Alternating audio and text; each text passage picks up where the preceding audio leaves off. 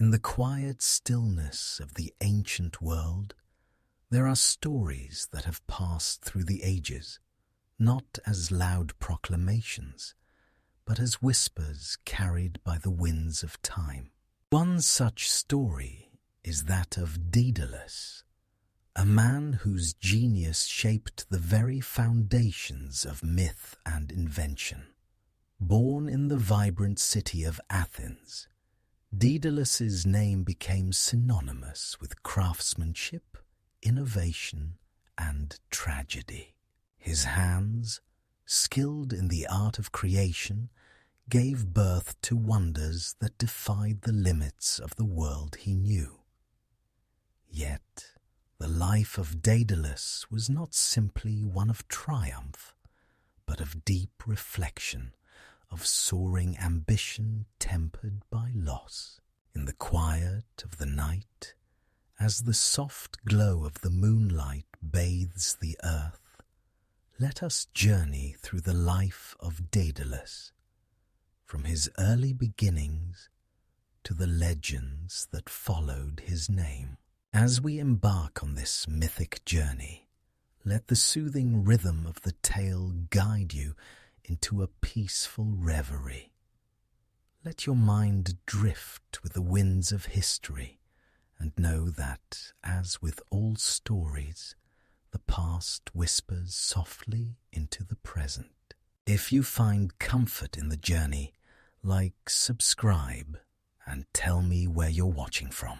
Now, let us begin. In the gentle heart of ancient Athens, amidst the rising splendor of a city famed for its wisdom and its artistry, a boy was born whose hands would one day shape the course of myth itself. Daedalus, son of Eupalamous, was destined for greatness from the very start, though his early years were as ordinary as those of any other child. Athens, with its marble temples and bustling streets, was a place where the gods were revered, and the arts were held in the highest esteem. The whispers of Daedalus's name began in the quiet moments of childhood, when he first grasped tools in his tiny hands, feeling the cool smoothness of wood, stone, and metal. Daedalus' gift for craftsmanship emerged early, as though it were woven into the very fabric of his soul. His father, Eupalamous, was a man of means, a noble of the city, but it was Daedalus's mother, a woman of keen intellect, who recognized the spark of brilliance in her son. While other children played in the fields and alleys, Daedalus took to the workshop, watching his father and the other artisans at their tasks, observing with eyes that saw more than just the physical world. Daedalus saw the invisible, the structure behind a statue, the balance within a frame, the harmony of a well-crafted object. By the time he was a young man, Daedalus had already proven himself a prodigy. He became a master craftsman in Athens, renowned for his ability to make the impossible tangible.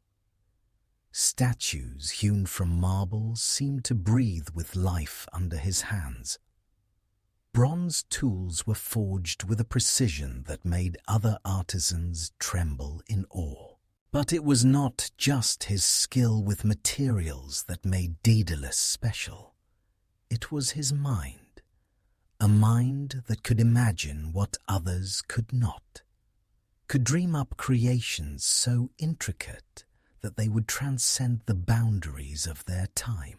One of his earliest and most celebrated creations was a set of wooden statues, lifelike in their form, made for a temple to Athena. The statues were so realistic that they were said to have moved when no one was looking, though this was likely a product of the whispers and rumors that always follow a true genius. Yet, the story of Daedalus's early work spread across Athens, and soon his name was known, not only in the workshops of the city, but among the nobles and kings who sought out the finest artisans to create objects of great significance. The greatest turning point in Daedalus's early life came when the king of Crete, Minos, sought him out.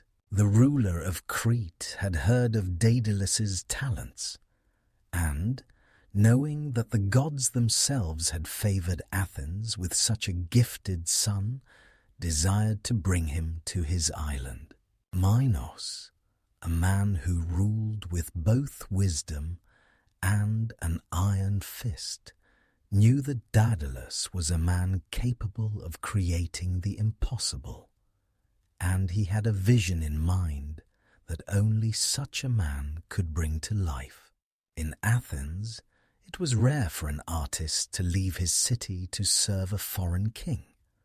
But Daedalus, ever hungry for the challenge of new ideas, was captivated by Minos's request. What could he create in a foreign land? What wonders would await him in the great palace of Knossos? Daedalus, eager to test his skills in the heart of a new kingdom, agreed to join the court of King Minos. And so, Daedalus, the master craftsman of Athens, set sail across the Aegean Sea, carrying with him not just his tools, but the hopes of a city that had nurtured his genius. It was in Crete that Daedalus would truly begin to fulfill his destiny, not just as a craftsman, but as a creator of wonders, a builder of myths. He would become the architect of the most famous structure ever to be built in the ancient world, the labyrinth. Yet, before the twisting halls of that monumental maze were even conceived, Daedalus's life in Crete would unfold in ways he could never have imagined.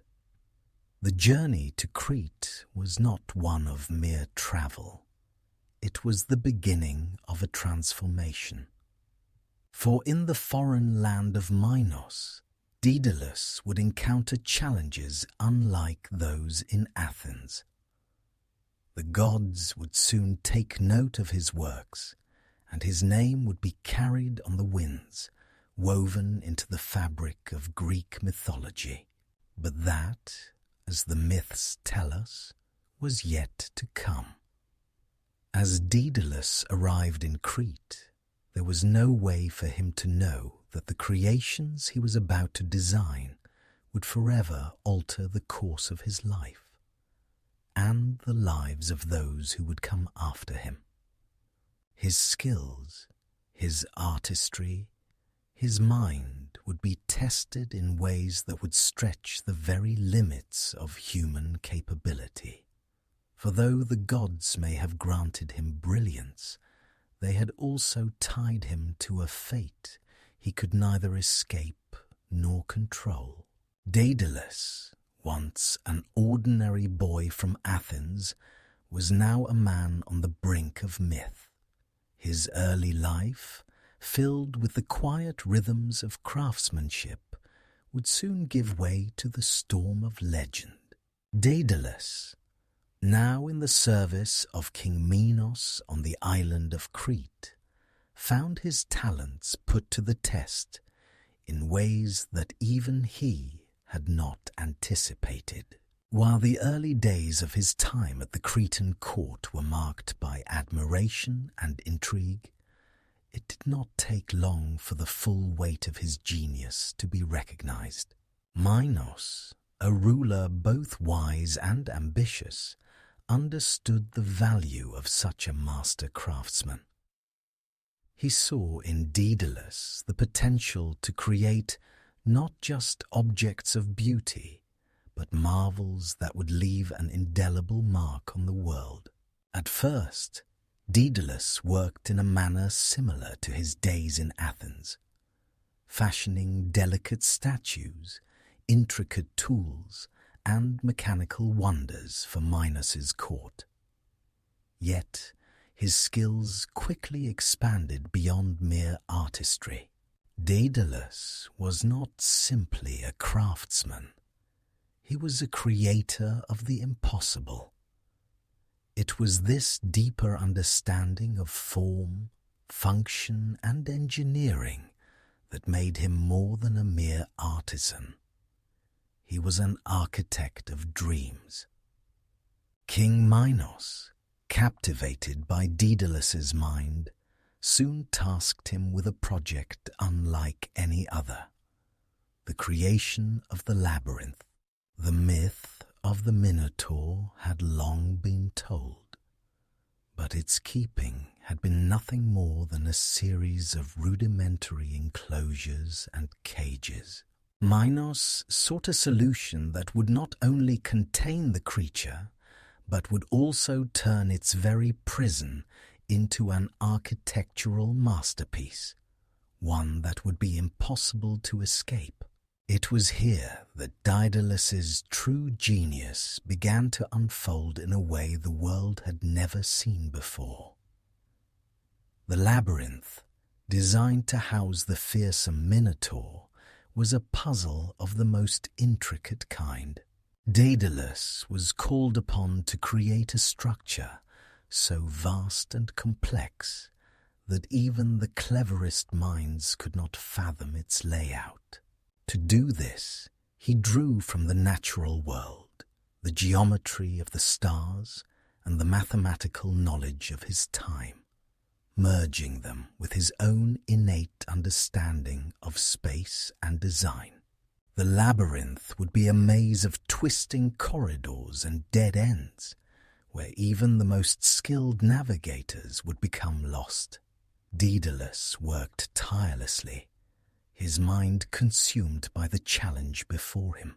Each turn of the design was calculated, each corridor tested, and the final structure would stand as a testament to his unparalleled ability to control space and perception. There were no simple solutions for Daedalus. Every detail had to be perfect. The walls of the labyrinth were crafted from the finest stone, and the paths twisted and turned in such a way that one could easily lose their bearings. The Minotaur, locked within its winding maze, would have no hope of escaping, and no one would ever be able to find the monster except the one who knew the secret. It is said that Daedalus did not just design the labyrinth with the mind of a craftsman, but also with the heart of a man who understood the fragile nature of life itself. He saw the labyrinth as more than just a prison. It was a reflection of human frailty, of the delicate balance between freedom and confinement. His genius was not just in the creation of the physical structure, but in the understanding of its deeper symbolism. While Daedalus worked on the labyrinth, his reputation in Crete soared. His fame spread beyond the palace of Minos, reaching the ears of other kings, nobles, and scholars. But with this fame came a subtle tension. The more Daedalus created, the more he was valued for his talents. However, it also made him a figure of envy. He was no longer just a craftsman. He was a force, a mind whose power could shape the very world around him. The kings of Crete were not the only ones to recognize his abilities. So too did the gods themselves. As Daedalus's work on the labyrinth continued, his relationship with King Minos deepened. Minos trusted Daedalus implicitly, relying on him not only for his creations, but also for his counsel. The king would often sit with Daedalus, asking for advice on matters of both politics and design. There were few men who could command such respect, and Daedalus, though humbled by the king's trust, felt a growing unease. His work was extraordinary, but it was beginning to feel as though he was being drawn into a web of duty and obligation. The challenge of the labyrinth had become something more than just a task. It had become a defining moment of his life. Yet, even as Daedalus built his greatest creation, there were stirrings within him. The very act of creation, the need to perfect each design, left him with a sense of emptiness. For what was the purpose of building something so intricate if it only served to imprison? Daedalus was a man who sought freedom in every form, the freedom to create, to explore, and to understand. But in designing the labyrinth, he found himself caught in a paradox. His hands built a prison for a creature of the gods, and in doing so, he wondered if he too was becoming trapped by his own genius. The labyrinth was completed, and its purpose was fulfilled. The Minotaur, a creature of legend born of Pasiphae and the bull of Poseidon, was locked away, never to escape its confines. Yet Daedalus could not help but feel a strange sense of loss. His mind had been consumed by the task, his every waking moment dedicated to the pursuit of perfection. And in the end, it was perfection that seemed to elude him.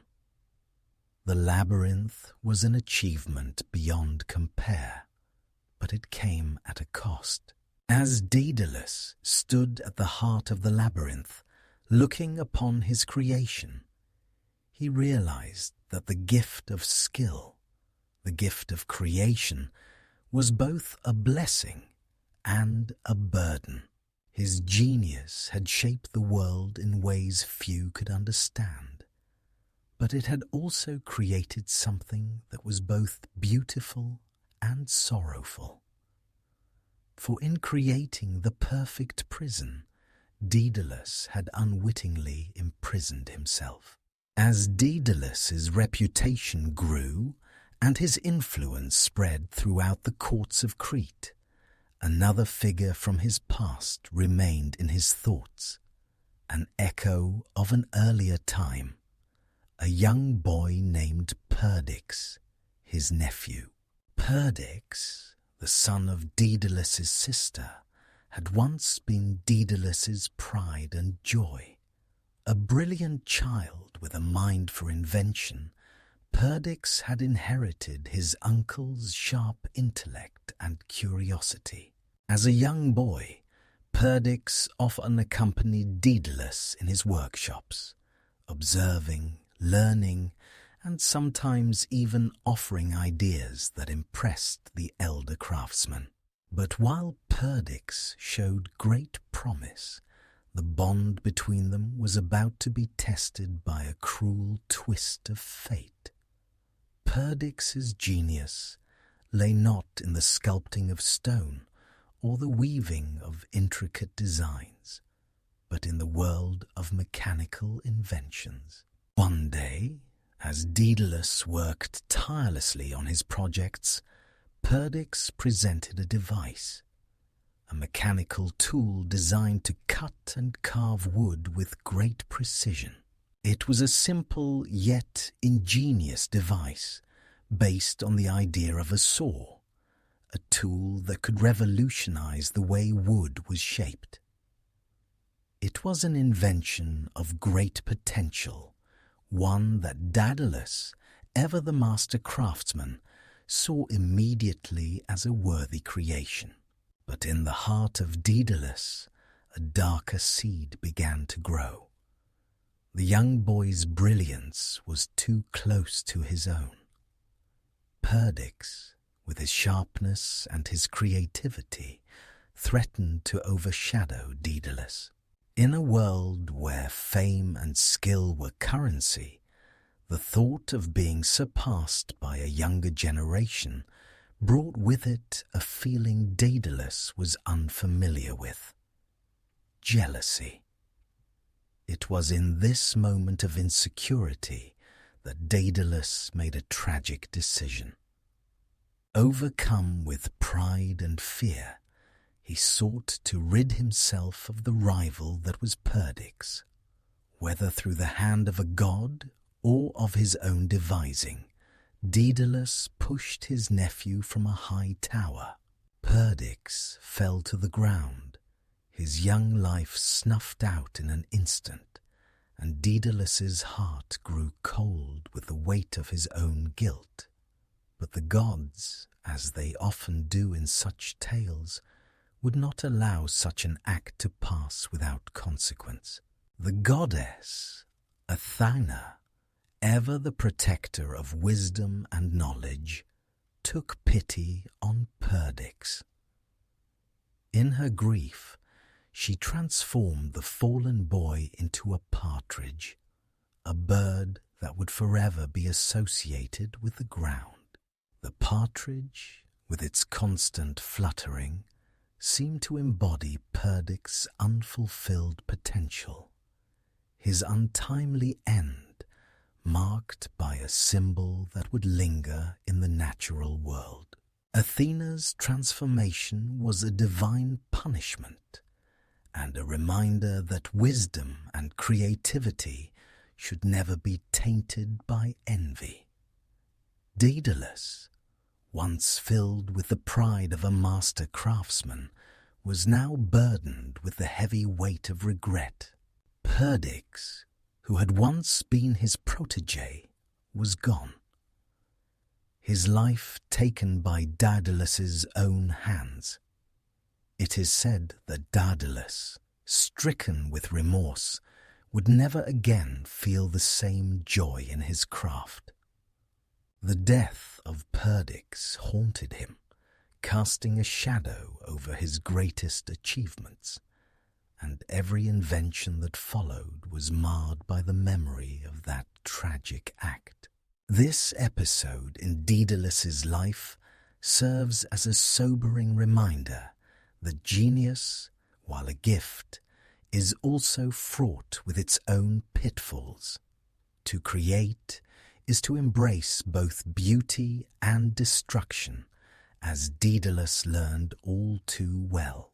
His relationship with Perdix is a tale of mentorship gone awry, of how pride can cloud even the most brilliant of minds, and how the consequences of jealousy and fear can ripple through the fabric of fate itself.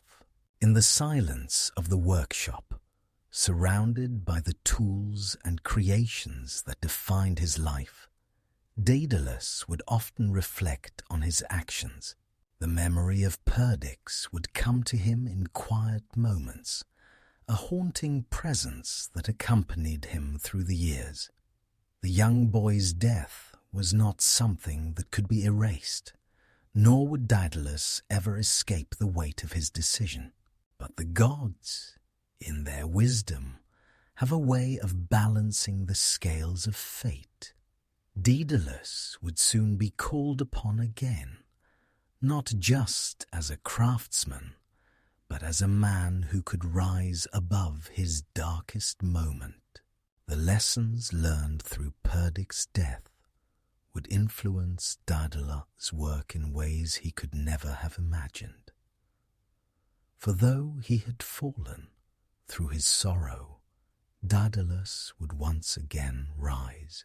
The partridge, now a symbol of both wisdom and loss, would continue to fly through the skies above Crete, a reminder to Daedalus that his creations, though masterful, could never replace the human connections he had lost. And so, Daedalus carried on, his heart heavy, but his hands still steady, knowing that every piece of work was an act of redemption, every creation a step toward finding peace within himself. As Daedalus's fame spread throughout the ancient world, there was no turning back. He was no longer simply an artist, a craftsman. He had become a figure of legend. His reputation reached the ears of King Minos of Crete, who had long been seeking a solution to a problem both horrific and insurmountable. The great labyrinthine structure that would house the fearsome Minotaur was not just a physical challenge for Daedalus, but one that would test his very soul.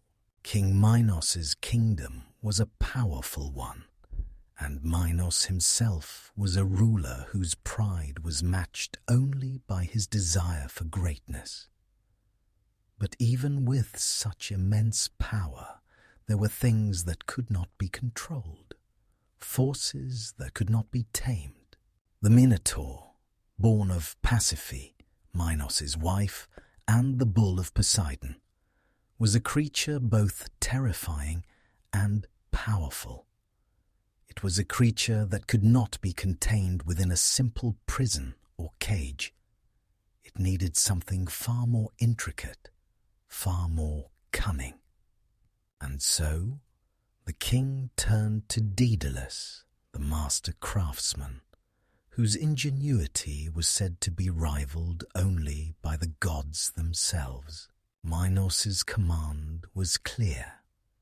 Build a structure so complex, so convoluted, that even the most skilled could not find their way through it.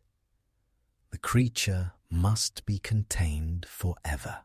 This was no simple task, for the labyrinth would have to be a thing of wonder, a place where the very walls seemed to shift and change, a place where even the mind of the most clever could become lost.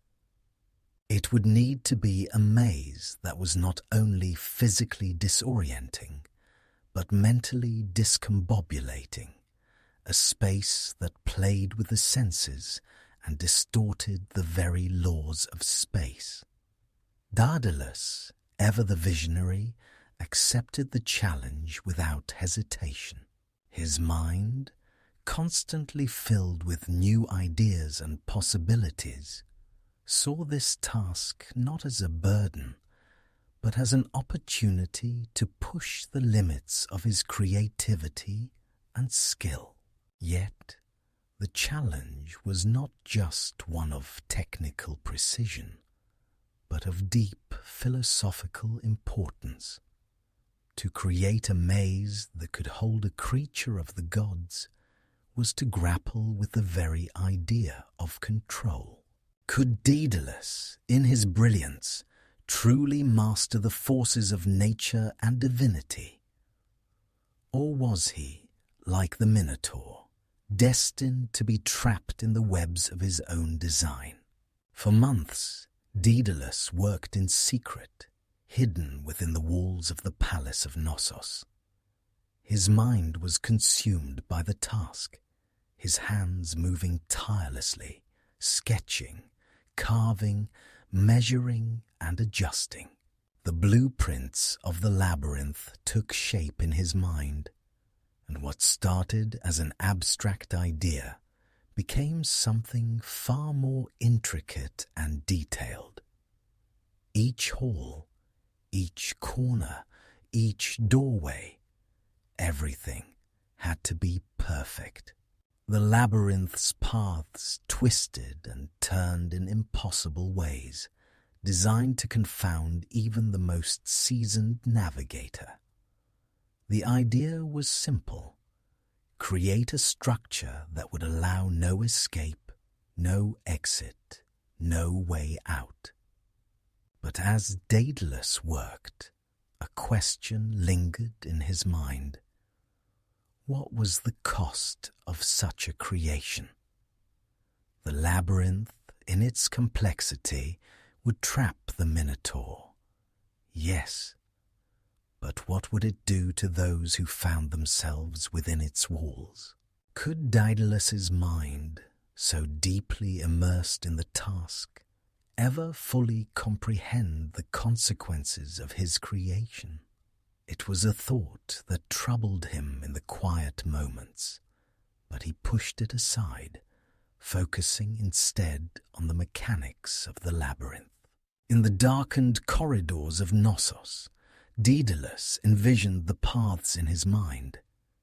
He did not simply design the walls, he designed the very feeling of the maze. The labyrinth would disorient its prisoners with false turns, winding corridors, and false exits. It would create a sense of suffocation, a feeling that one was being drawn further and further into a never-ending cycle. It would make its inhabitants feel as though they were constantly being watched, unable to escape, unable to find any respite from the overwhelming complexity of the maze. Daedalus did not work alone in the creation of the labyrinth. He called upon other skilled craftsmen, assistants and laborers to help him build the physical structure, though they were not privy to its true purpose. The walls were erected, stone upon stone, until the labyrinthine corridors spread out beneath the surface of the palace, twisting into the earth like roots of an ancient tree. As the labyrinth took shape, the task grew more daunting. Each mistake was amplified. Each wrong turn took on greater significance. It was not just a physical challenge, but an emotional and psychological one. Daedalus, once so sure of his creations, began to feel the weight of the labyrinth. His once clear vision of the maze became clouded with doubt, and for the first time he began to question the nature of the task before him. Was this truly what he wanted? The labyrinth, so grand in its design, was also a monument to imprisonment, a testament to the lengths one would go to keep something contained.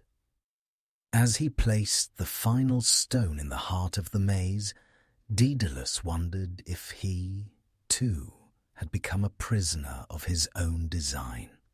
The labyrinth was completed, a marvel of architecture and engineering. It stood as a symbol of Daedalus's genius, but also of his isolation.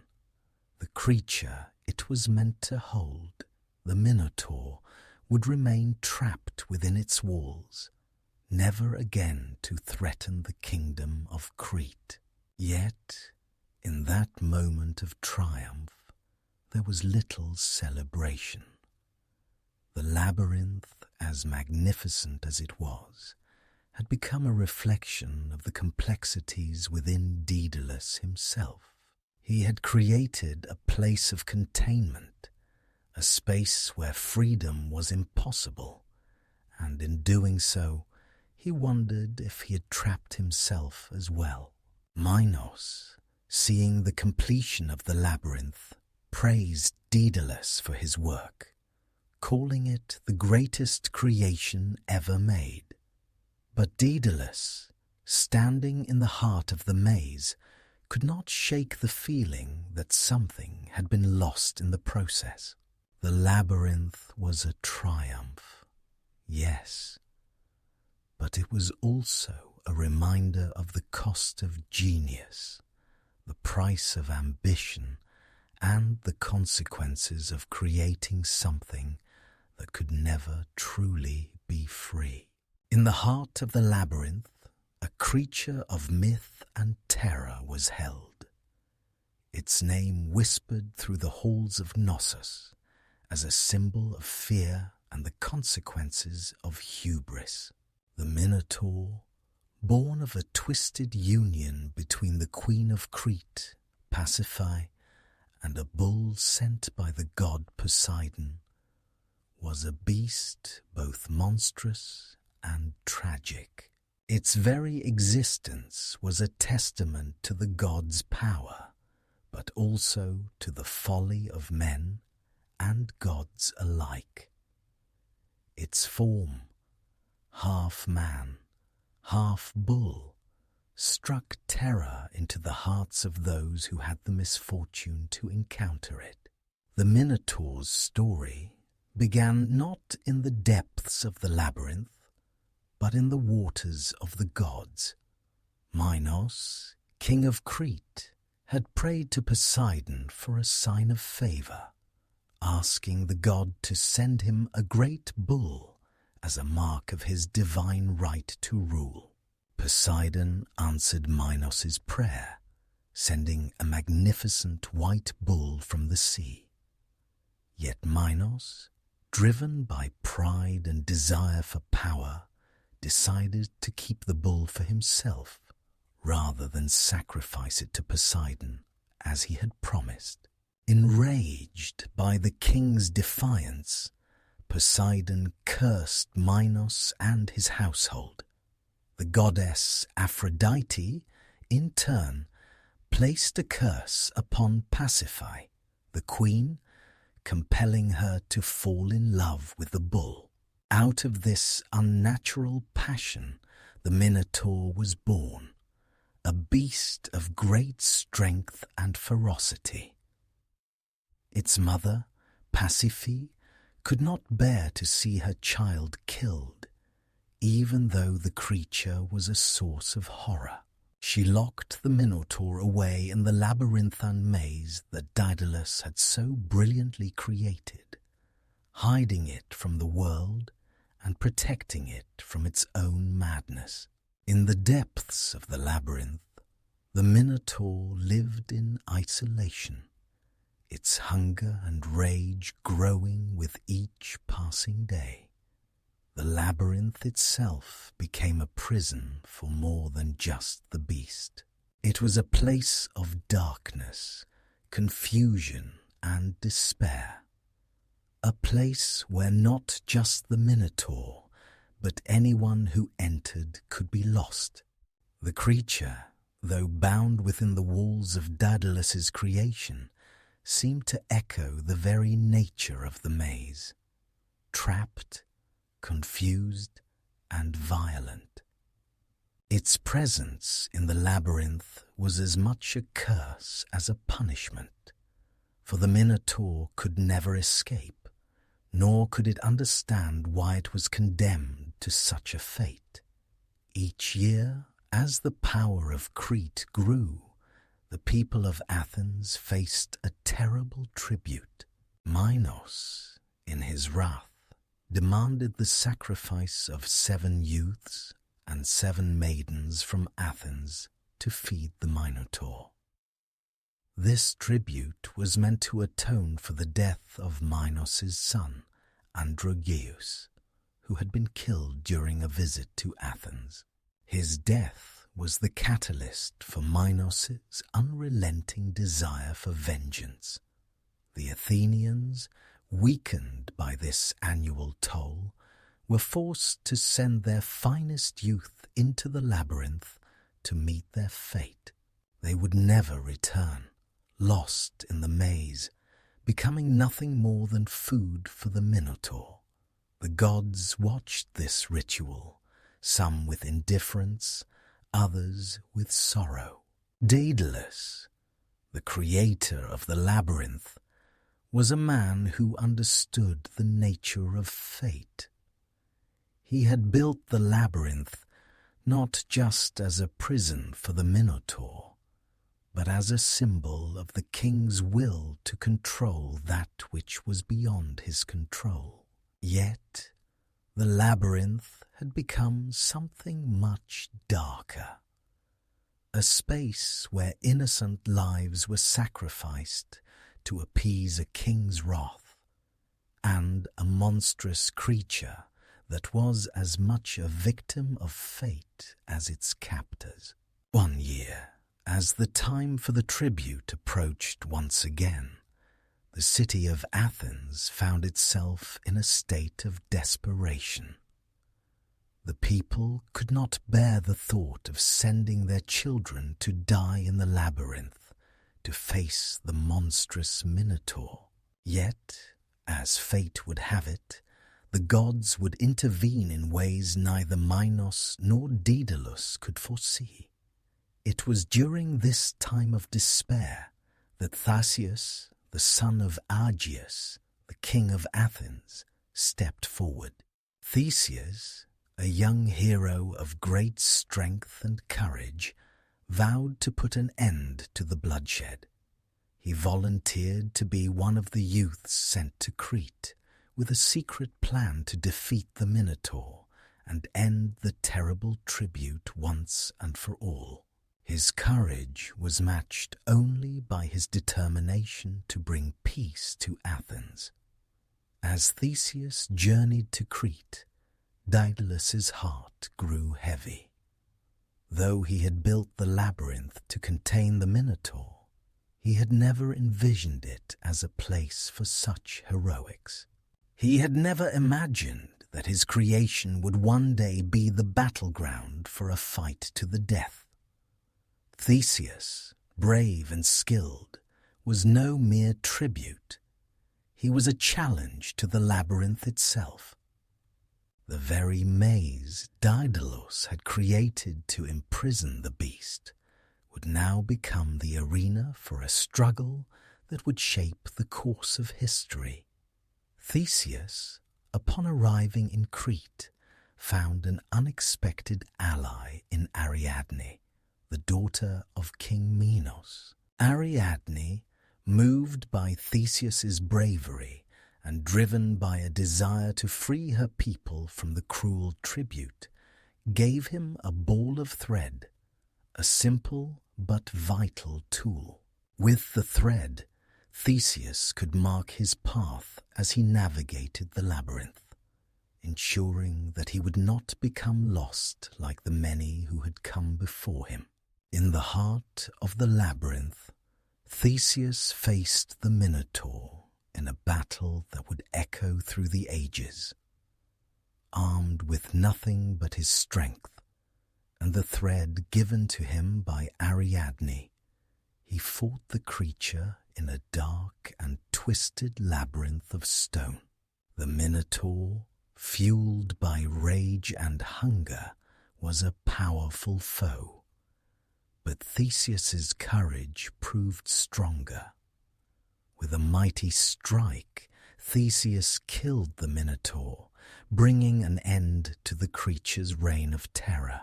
The Minotaur's death marked a turning point for Daedalus.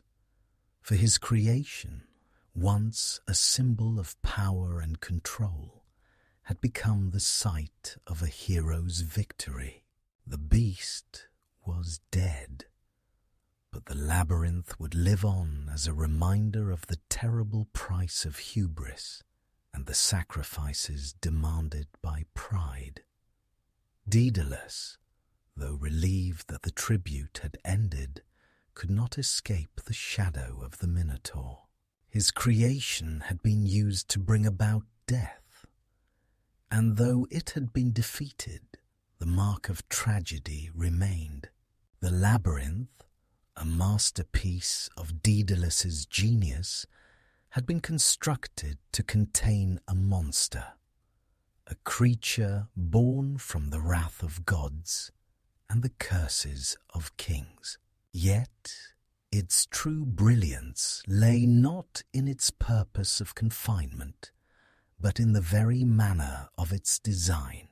To understand the labyrinth's complexity is to understand the mind of Daedalus himself, his artistry, his intelligence, and, perhaps most hauntingly, his awareness of the delicate balance between creation and destruction.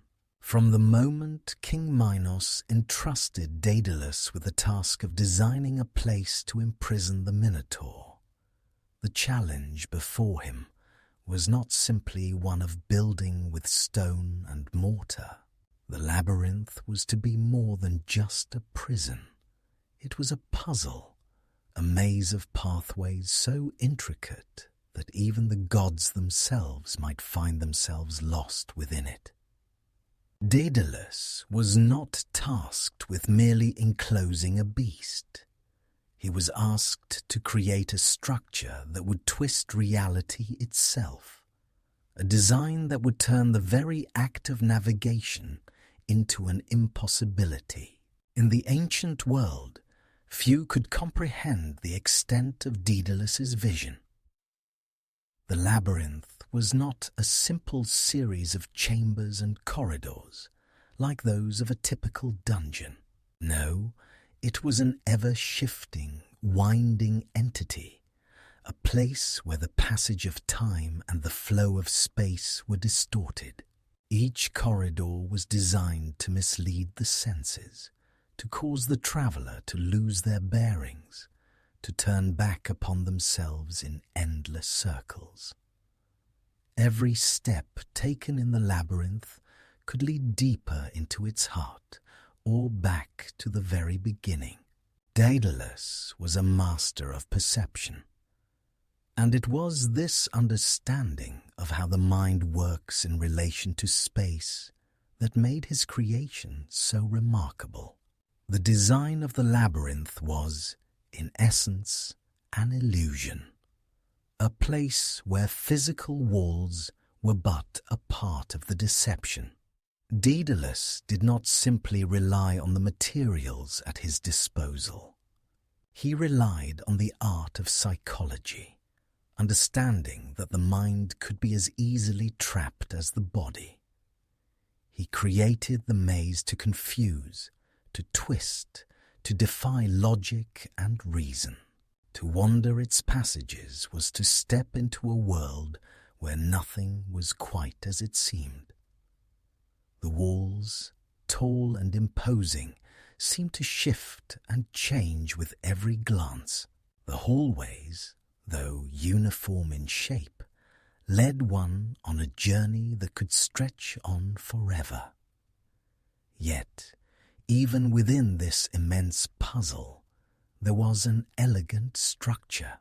Each section of the maze had its own unique qualities, a purpose that only Daedalus himself fully understood.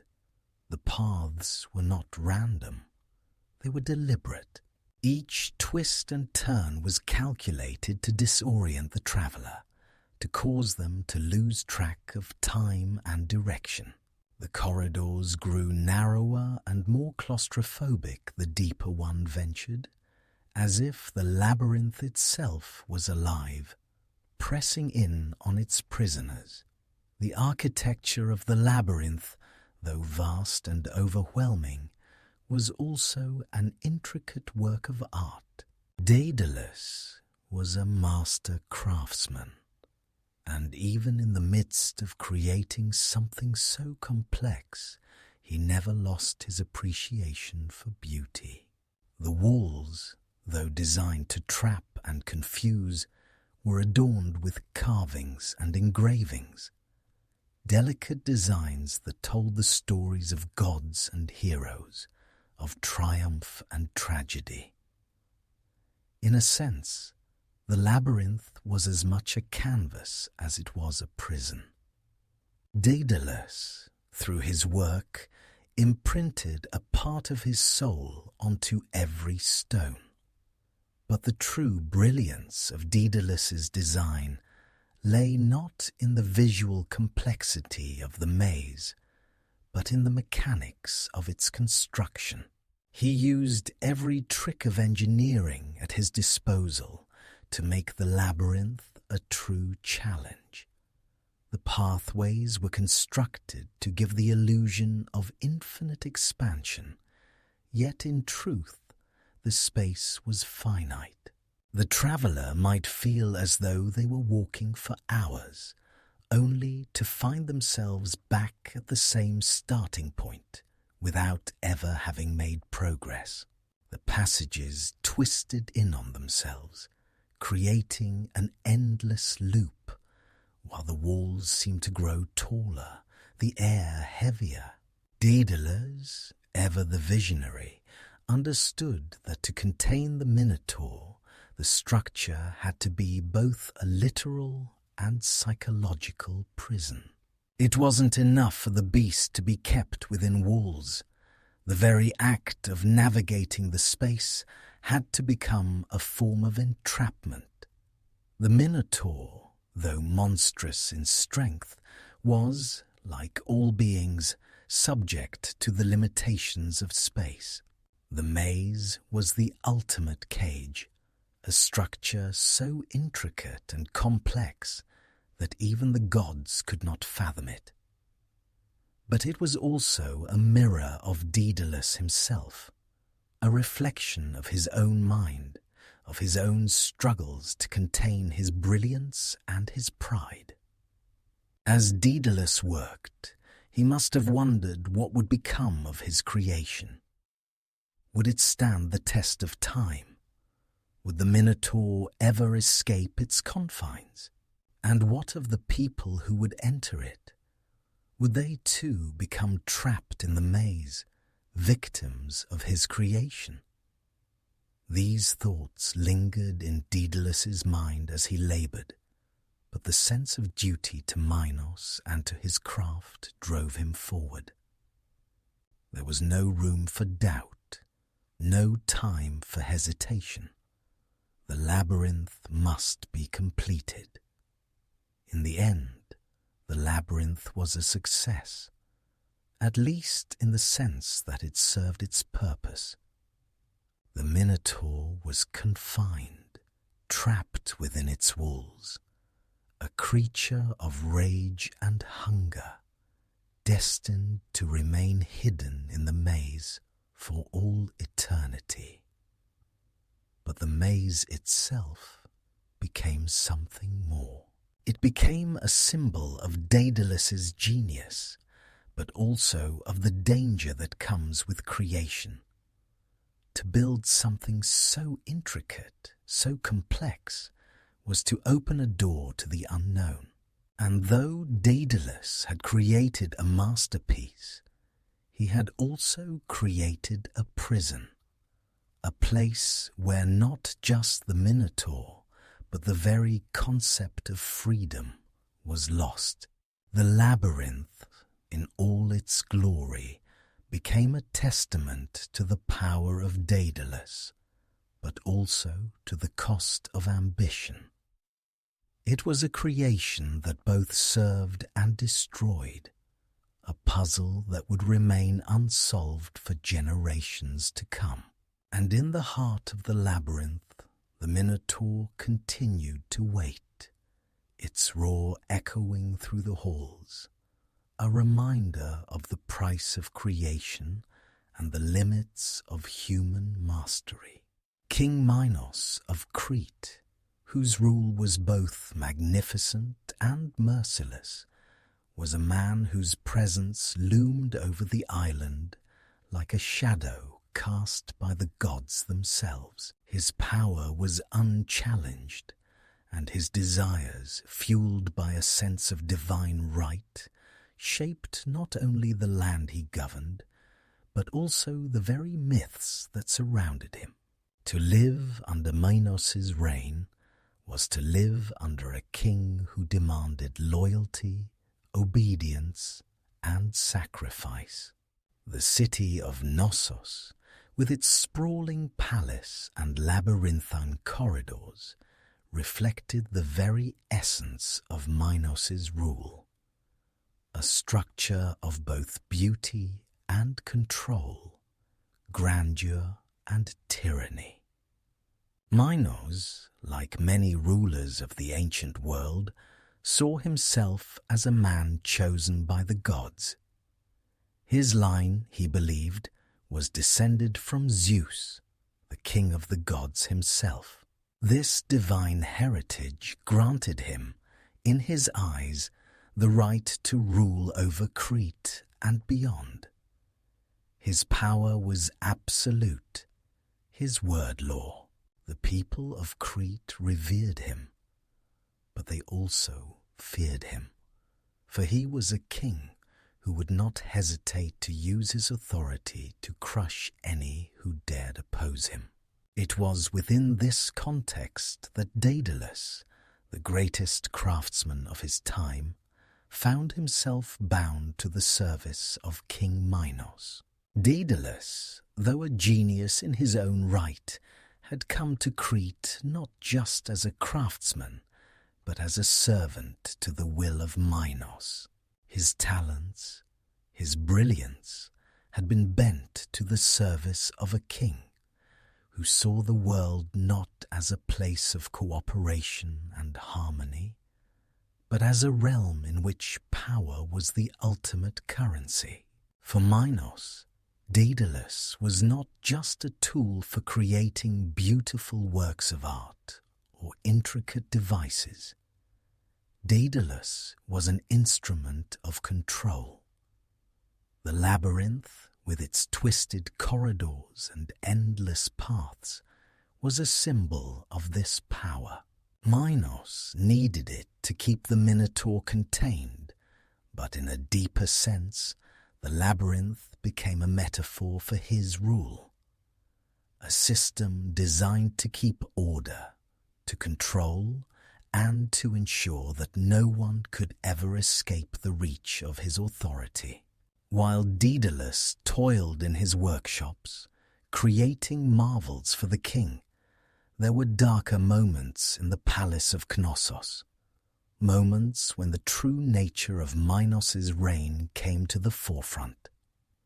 Beneath the polished surface of the king's power lay a ruthless desire to dominate, to ensure that no rival could rise against him. It was said that Minos, when angered, would not hesitate to use his royal power to dispose of anyone who stood in his way, even those he once called allies. The myth of his cruelty spread far and wide, and many wondered how long the people of Crete could endure such a reign. Yet, despite Minos's often harsh and unforgiving nature, there was a side to him that revealed the complexity of his character. He was not a mere tyrant, for his motivations were driven by a deep sense of divine duty. The gods, in their eyes, had placed him on the throne to rule with wisdom, to preserve the legacy of his lineage, and to bring glory to the house of Zeus. In Minos's mind, everything he did, whether it was demanding tribute from Athens or imprisoning the Minotaur, was done in the name of upholding this divine mandate. His actions, though often harsh, were justified by his belief that they were part of a larger cosmic plan. Daedalus, however, could see the flaws in this belief. The great craftsman, though loyal to the king, was not blind to the consequences of Minos's actions. The king's increasing paranoia and ruthlessness began to unsettle Daedalus, who had once admired Minos for his vision and strength. It was this growing unease that would eventually push Daedalus toward a path of rebellion, a path that would change his life forever. While Minos ruled with an iron fist, he did so with the knowledge that he was a god among men. His decisions were absolute, and those who served him, like Daedalus, were subject to his whims. But Daedalus, though loyal, began to question the moral cost of his service. The labyrinth, which he had designed to contain the Minotaur, had become a symbol of Minos's need to control, to trap, to dominate.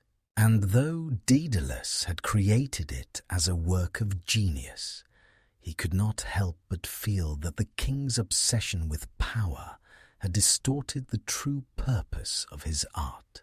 As Minos's reign continued, Daedalus found himself torn between his loyalty to the king and his growing discomfort with the path Minos was taking.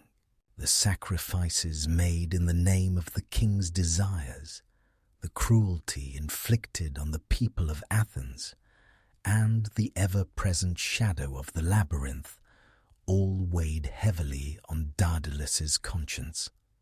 But there was little he could do. To oppose the king would be to risk everything: the life he had built, his reputation, and perhaps even his own life.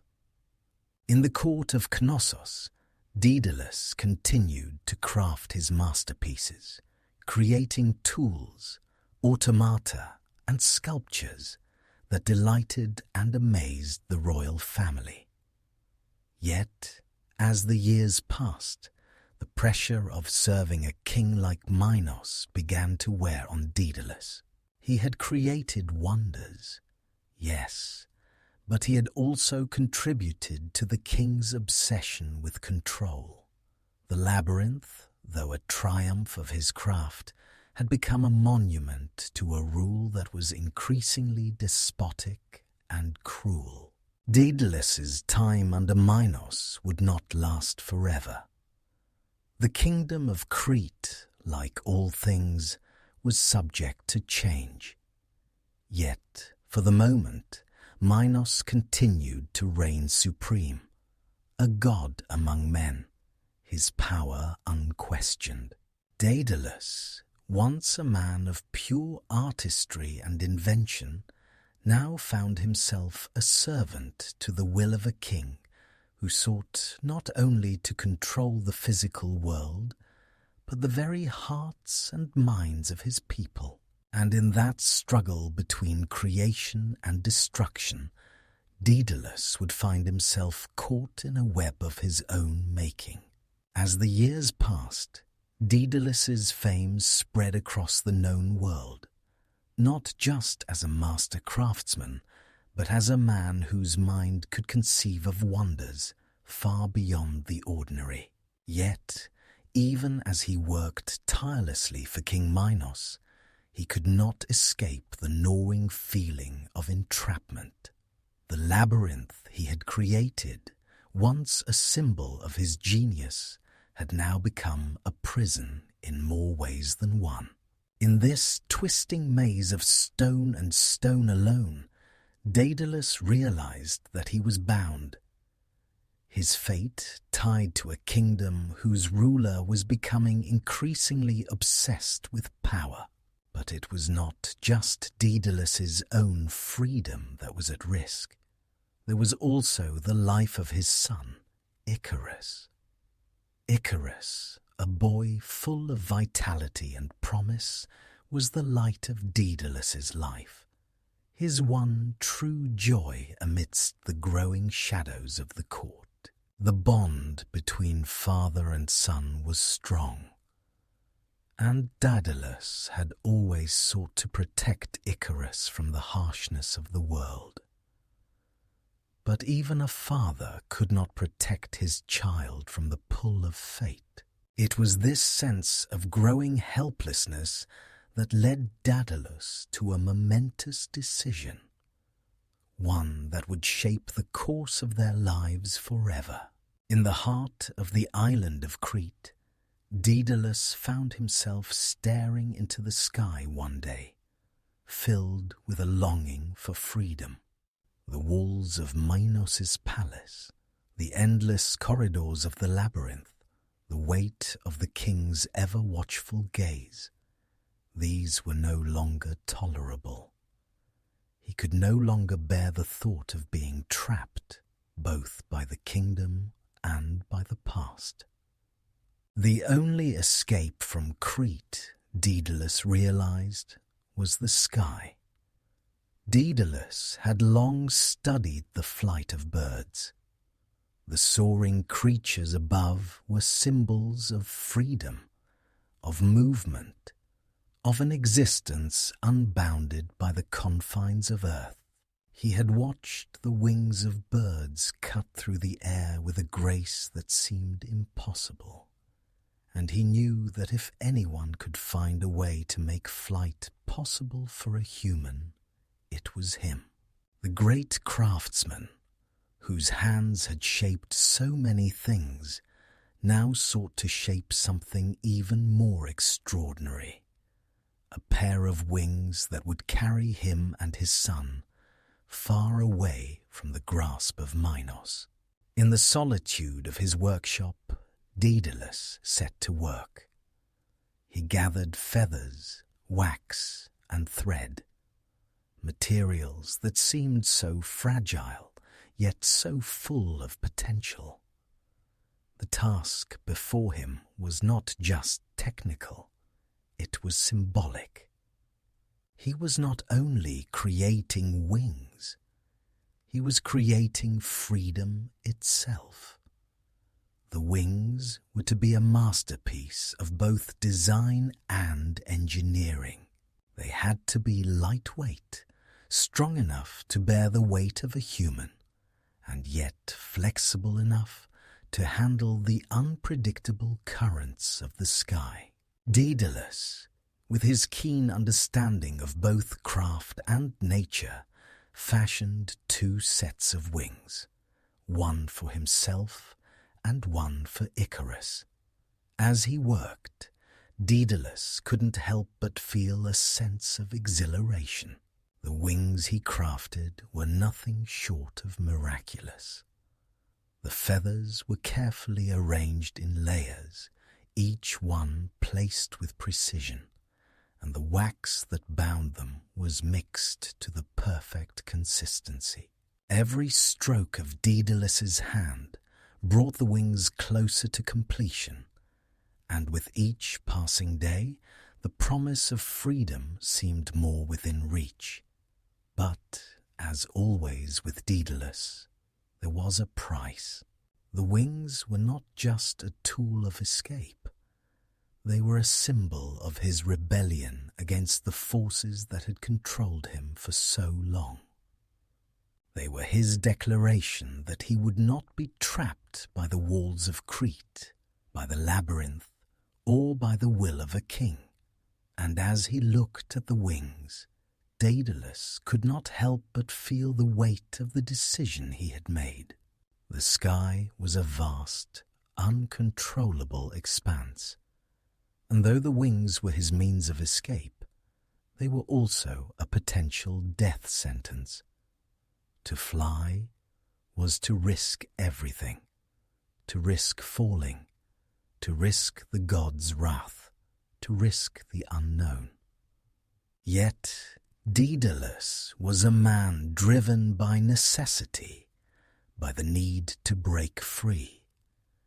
And so, when the wings were complete, he turned to Icarus, the boy he loved with all his heart, and explained the plan.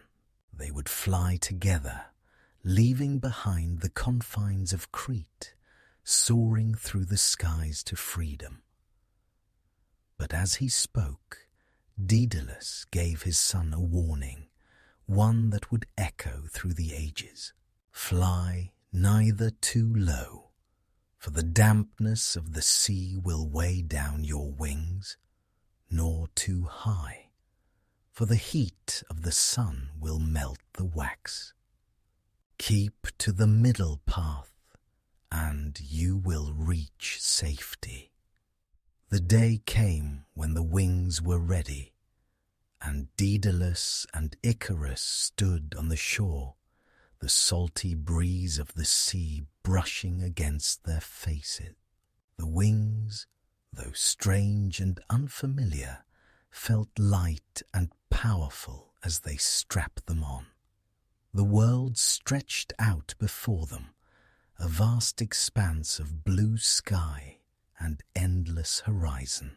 For the first time in years, Daedalus felt the thrill of possibility, the joy of release. They took flight, rising above the land of Crete. The wings, crafted with Daedalus's unparalleled skill, carried them higher and higher, the world below shrinking with each passing moment. The feeling was indescribable. The freedom, the power, the rush of the wind beneath them.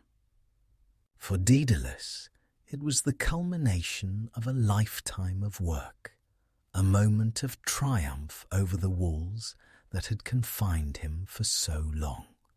But for Icarus, the sky was a realm of infinite wonder. His youthful excitement carried him higher than even Daedalus had intended. As father and son soared through the air, Daedalus reminded Icarus again, his voice carrying over the wind. "Do not fly too high, Icarus. The sun will melt the wax." But Icarus, intoxicated by the sheer beauty of the sky, paid little attention to his father's words. He flew higher and higher still, his wings catching the golden rays of the sun. The warmth of the sun began to melt the wax binding his wings, but Icarus, lost in the ecstasy of flight, ignored the warning. And then, in a tragic instant, the inevitable happened. The wax that held Icarus's wings together began to give way. The feathers, once perfectly arranged, began to unravel. The boy's flight turned into a fall, one that was swift and merciless. Icarus plummeted from the sky, his wings no longer able to bear him. Daedalus, helpless and horrified, watched as his son vanished into the sea below, swallowed by the waves. Daedalus's heart shattered as he watched his son fall, disappearing into the sea below. The joy that had once filled him as he soared through the skies was now replaced by an overwhelming sorrow, the weight of grief pressing down on his chest like a stone. For a brief moment, time seemed to stand still, as though the very heavens themselves mourned the loss of Icarus. His son, full of promise and youthful enthusiasm, was gone. The flight, which had begun with such hope and freedom, had ended in tragedy. Daedalus, his wings still strong, glided through the air alone, carrying the terrible weight of his loss. The beauty of the sky, the very thing that had offered him an escape, now seemed to mock him. The vast expanse of blue above him had once been a realm of endless possibility, but now it was a reminder of the price of ambition and the fragility of life. The fall of Icarus was not just the loss of a son, it was the shattering of Daedalus's dreams. He had crafted those wings with such care, intending them to be a means of freedom, of salvation. And yet, in that single moment of youthful folly, everything had been undone. The wings had flown too high, too close to the sun, and the warning Daedalus had given so carefully had gone unheeded. Fly neither too low, for the dampness of the sea will weigh down your wings, nor too high, for the heat of the sun will melt the wax. These words, meant to guide his son, had turned into an eerie prophecy fulfilled. Daedalus's mind raced as he flew, his heart torn between his sorrow and the reality that awaited him on the ground. He had been the creator of the wings, the architect of the escape, but in the end, it was his own son who had paid the price for his genius. How could a father forgive himself for such a loss? How could Daedalus reconcile the joy of creation with the devastation of losing the very thing he had hoped to save? As Daedalus descended towards the shore, the reality of the situation began to settle upon him. Icarus was gone. There was no more sky to soar through, no more freedom to be found in the wings that had once carried them both. Daedalus landed with a heavy heart, his feet touching the earth once more. The ground, which had always been a symbol of limitation, now felt like a cruel reminder of his failure. The sky, once a realm of endless possibility, was now a place of torment, a place where the price of freedom had been paid in full. The sea, where Icarus had fallen, was silent now. There were no signs of the boy, no trace of the wings that had once carried him. The waves, gentle and calm, washed against the shore as though nothing had happened, as though the loss of a life had no weight. Daedalus, in his grief, walked along the shoreline, searching for any sign of his son. But there was nothing. The sea had taken Icarus, and with it a piece of Daedalus's soul. The loss of Icarus was more than just a personal tragedy. It was a reminder of the fragility of human ambition. Daedalus had sought freedom for himself and his son, but in doing so, he had ignored the dangers that came with reaching for the sky. The wings, so carefully crafted, had been a symbol of human ingenuity, but they were also a reminder of how easily that ingenuity could be undone.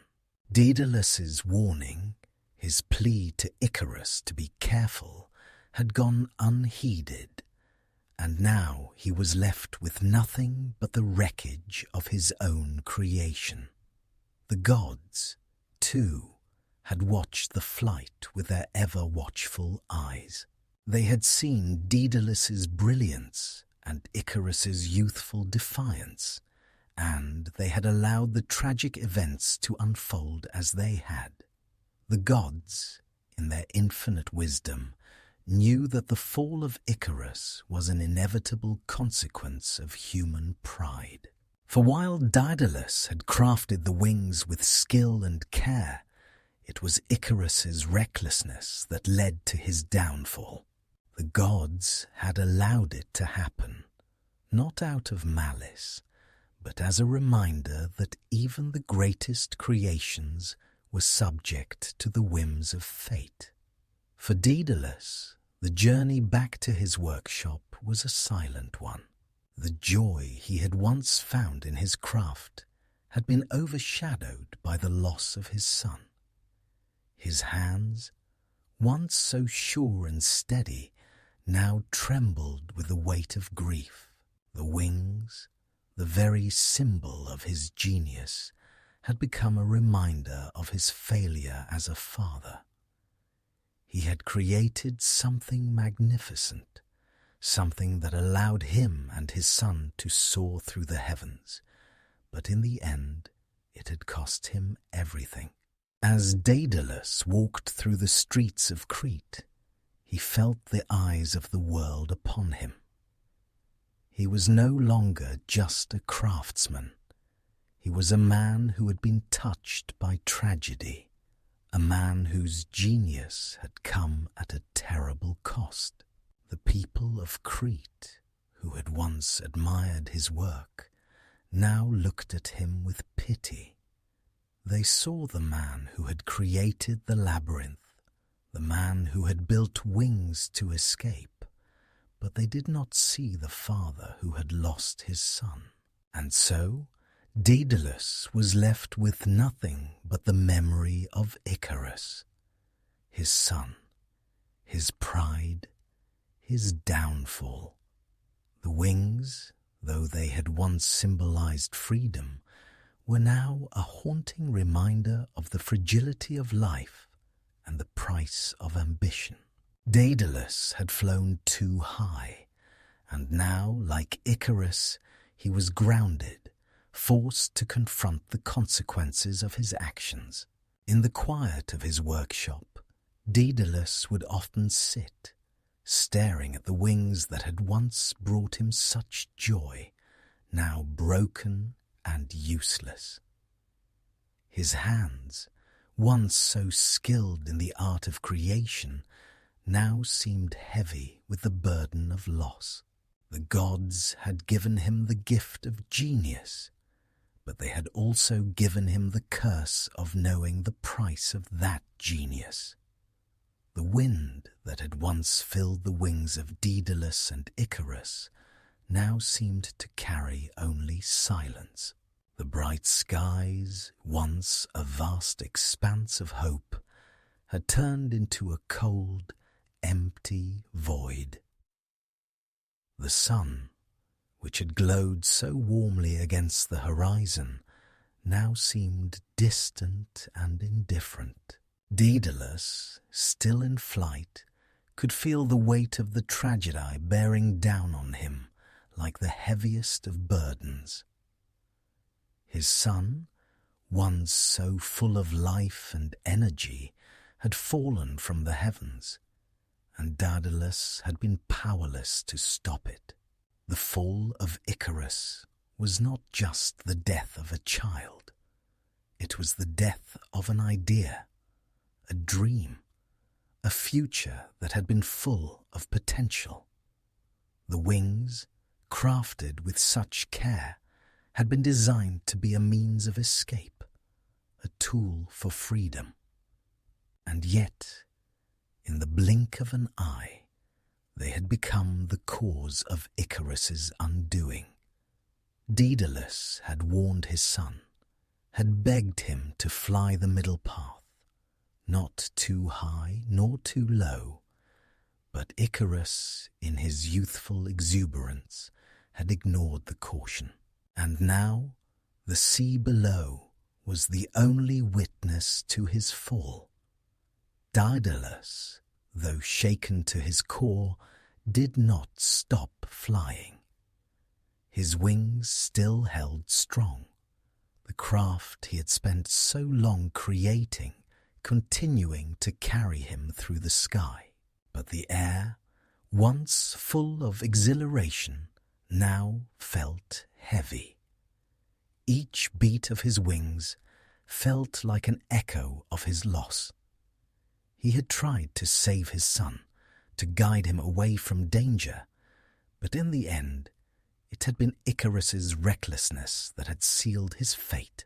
Daedalus could not escape the feeling that, in some way, he too was complicit in the tragedy. As Daedalus flew lower, heading toward the shore, the sea below became a dark, uninviting expanse. His mind raced, replaying the moments before Icarus had fallen. His son's flight, the joy in his eyes, the unheeded warning. And then the terrible silence that followed.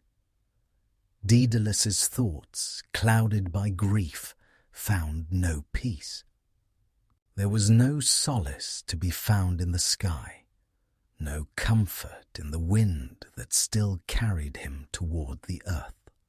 Upon landing, Daedalus could not bring himself to look at the place where his son had fallen.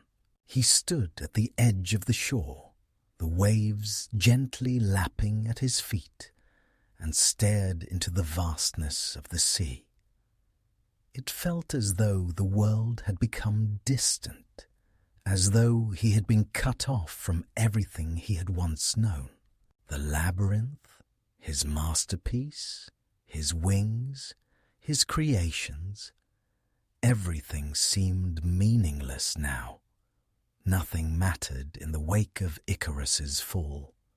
He had lost the one thing that had brought him joy, the one thing that had made all of his genius worthwhile. Daedalus walked along the shore, his steps slow, his heart heavy. The memory of Icarus's laughter, his youthful innocence, seemed to haunt him with every step he took. The boy had been full of life, of promise, and now he was gone, swallowed by the sea. Daedalus could not help but feel that in creating something so magnificent, he had inadvertently created something that had led to his son's demise. The wings, which had been a symbol of freedom, had become a weapon of destruction. The sea, calm and indifferent, offered no answers. It was as though the world had closed in on Daedalus, and there was no escape from the weight of his grief. The loss of Icarus was not just the death of a son. It was the death of Daedalus's innocence. He had been a man driven by ambition, by the desire to create and to achieve. But now that drive seemed empty. What was the point of creating wonders if they only led to sorrow? What was the point of genius if it brought nothing but pain? The memory of Icarus's fall would remain with Daedalus for the rest of his life. It would haunt him in his dreams, in his waking moments, in every creation he crafted. The wings, once a symbol of hope, would forever remind him of the fragility of life, the dangers of ambition, and the consequences of ignoring the warnings of those who care for us. As Daedalus stood there, the world around him seemed to shift. The sound of the waves became louder, more insistent, as though nature itself was speaking to him, urging him to move on. But how could he? How could he leave behind the memory of his son, the echo of his laughter, the promise of a future that would never be? Daedalus had built the wings that had carried them both, but in the end, it was his son who had flown too high. It was Icarus's flight that had become a symbol of human ambition, the desire to reach for the heavens, to escape the limitations of the earth. And yet, in that very pursuit of freedom, the fall had come. Icarus had sought to soar above the world, but in doing so, he had fallen victim to the forces of nature. His youth, his eagerness, had made him blind to the dangers that lay ahead. And now, as Daedalus stood at the shore, he understood that his son's fall was not just a tragic accident. It was a lesson that no matter how high we fly, no matter how far we reach, we are always subject to the laws of nature, to the forces beyond our control. Daedalus had created the wings, but it was the gods who determined their fate. And in the end, the wings had been a reminder that even the greatest of creations are fragile, vulnerable to the whims of the world. Daedalus's heart ached with a sorrow that seemed to consume him entirely. The fall of Icarus had shattered something deep within him, something that would never be restored. It was not just the loss of his son that weighed so heavily on his spirit.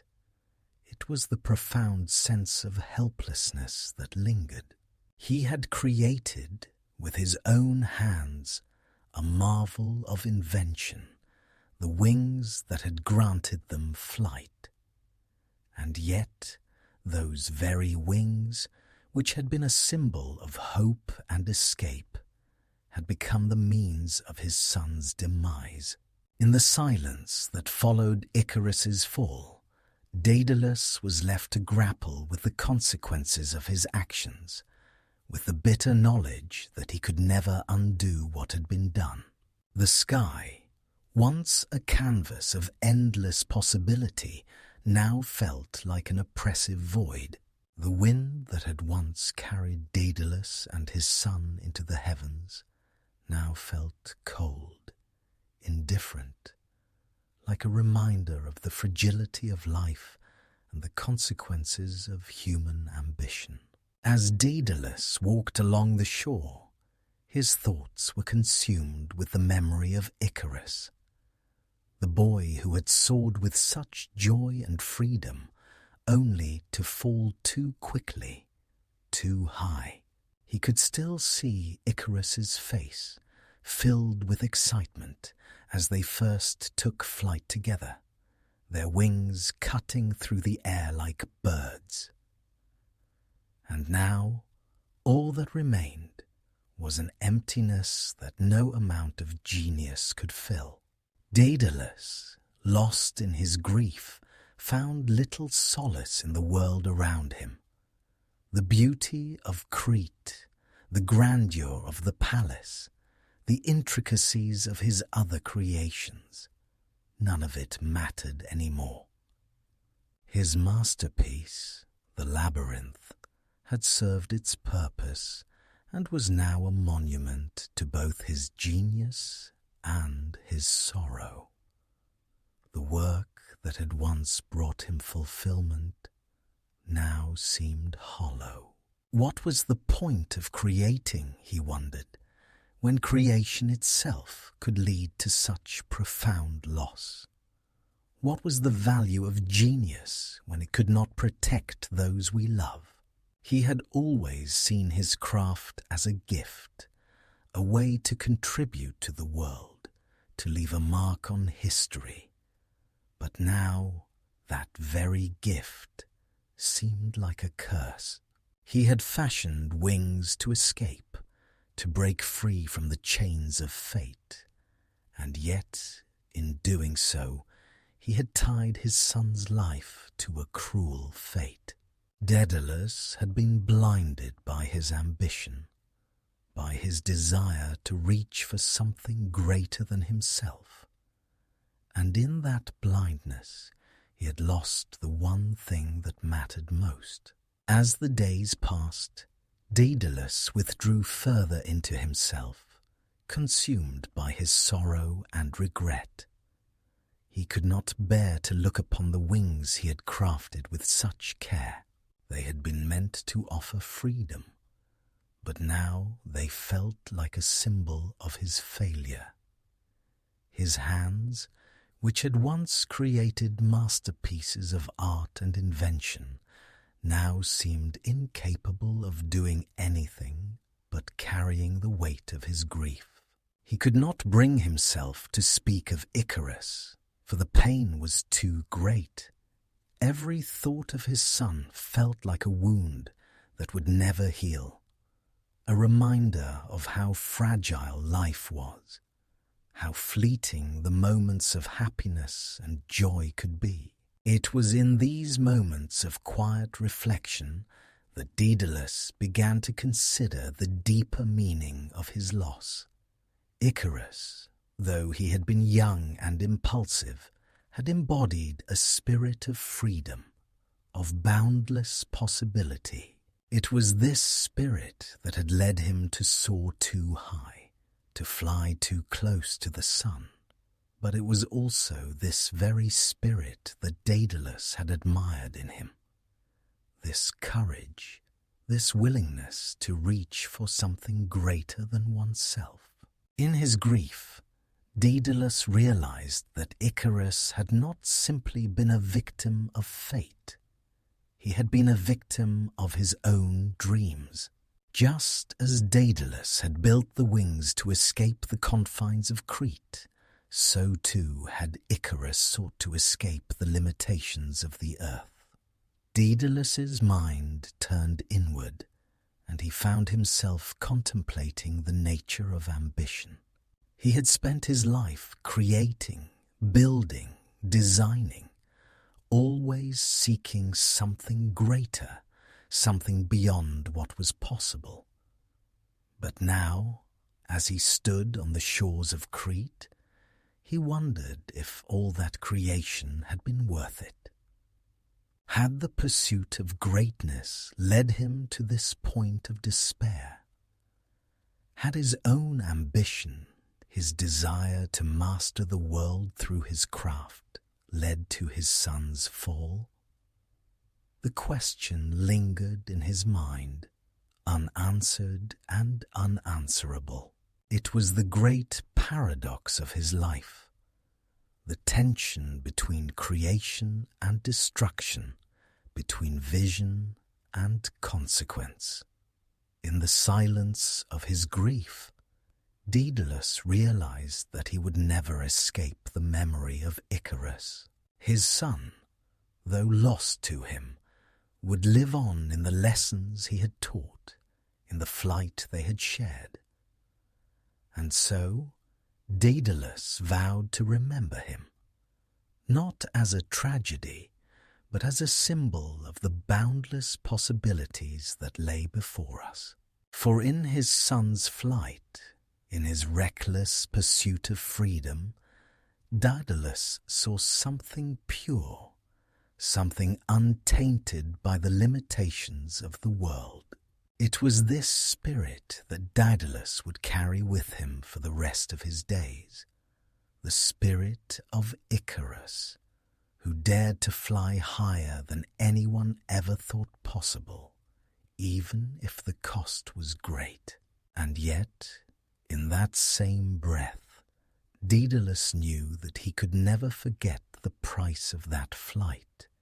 He had learned, in the harshest of ways, that ambition, when unchecked, could lead to devastation.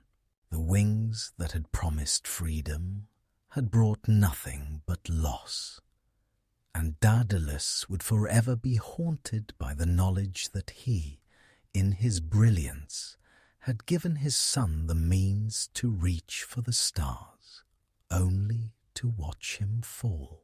After the tragic fall of Icarus, Daedalus found himself not only mourning his son, but also questioning everything that had once driven him.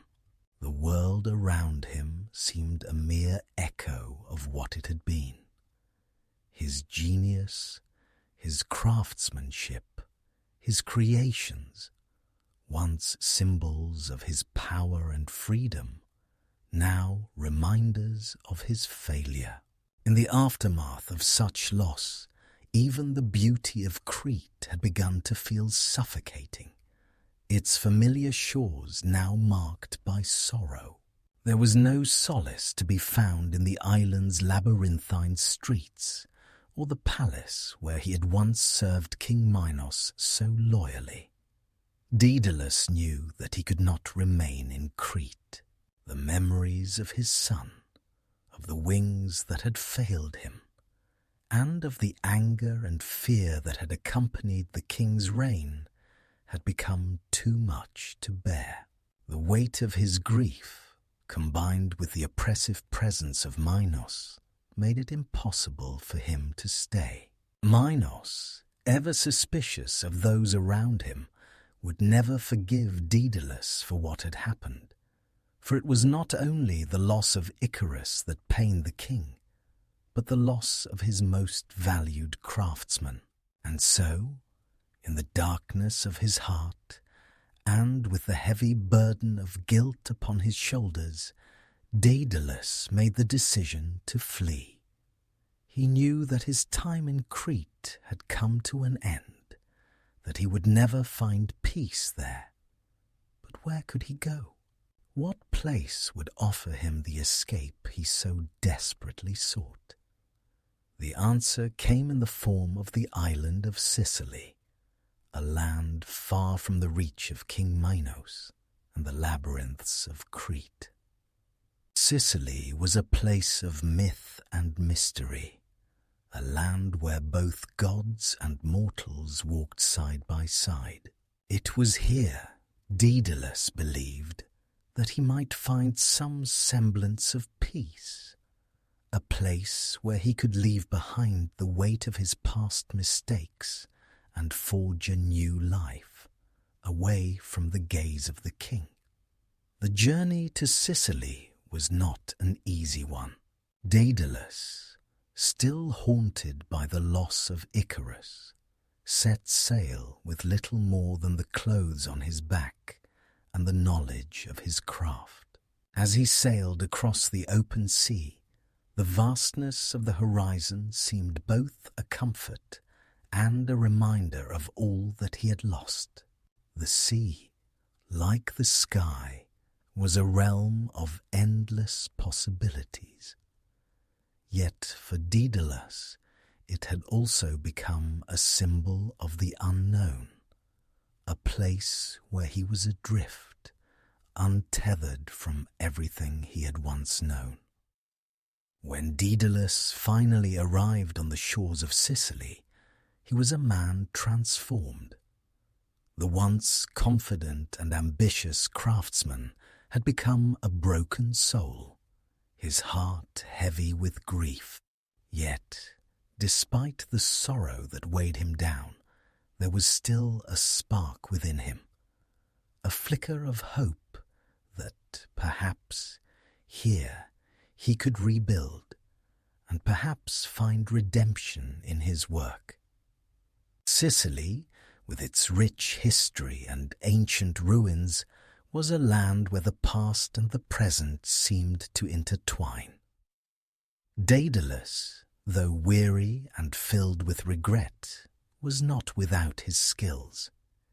He had created marvels before, and he would do so again. But in Sicily, he hoped to craft something different, not just a monument to his genius, but something that would help him heal, something that would allow him to atone for the loss of Icarus. The king of Sicily, Coccolus, welcomed Daedalus with open arms, recognizing the craftsman's unparalleled skill and the genius that had made him famous throughout the ancient world. It was here, in the court of King Coccolus, that Daedalus began his new life. His first task was to design a swimming pool, an elegant structure that would blend the natural beauty of Sicily with the engineering expertise that Daedalus was known for. The pool was to be a symbol of both luxury and harmony, a place where the people of Sicily could gather and enjoy the serene waters of the island. As Daedalus worked on his new creations, his mind slowly began to quiet, his grief and guilt momentarily set aside. The work itself became a form of therapy, a way for him to channel his sorrow into something productive. The lines of his sketches were no longer just marks of a craftsman's precision. They were the lines of a man searching for meaning in a world that had taken everything from him.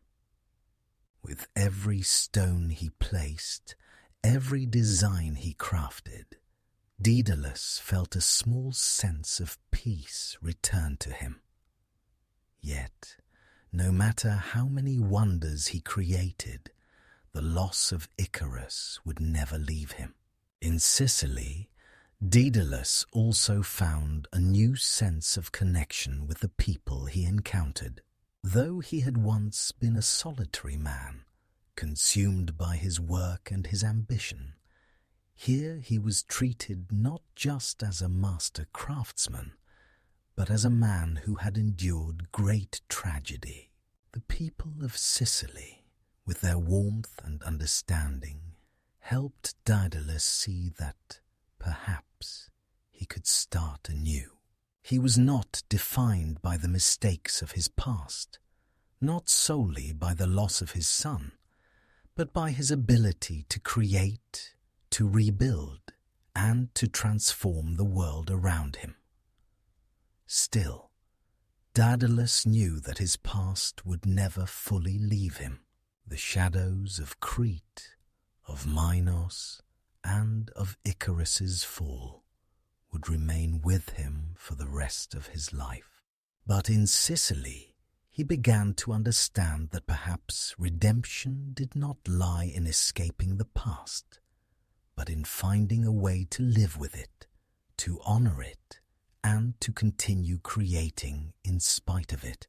His genius was a gift, but it was also a curse, and Daedalus now realized that the true challenge was learning to balance both.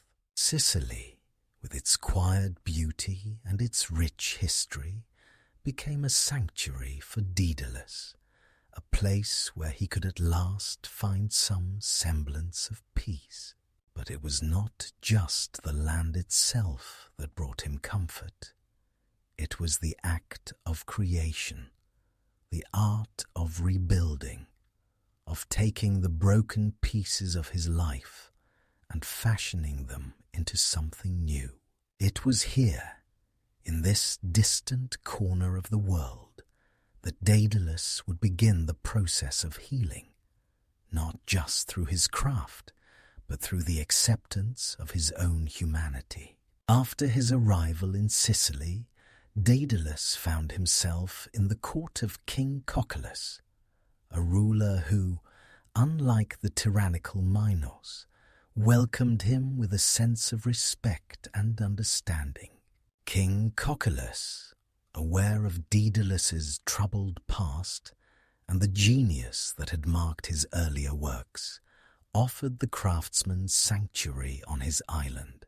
Here, Daedalus could escape the shadows of Crete, free from the oppressive rule of Minos and the haunting loss of his son, Icarus.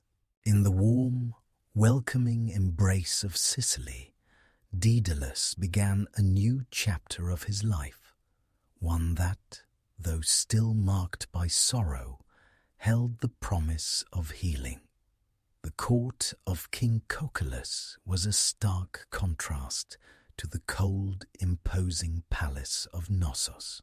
In Sicily, the people were kind, their lives filled with a sense of harmony and peace that Daedalus had not known in years.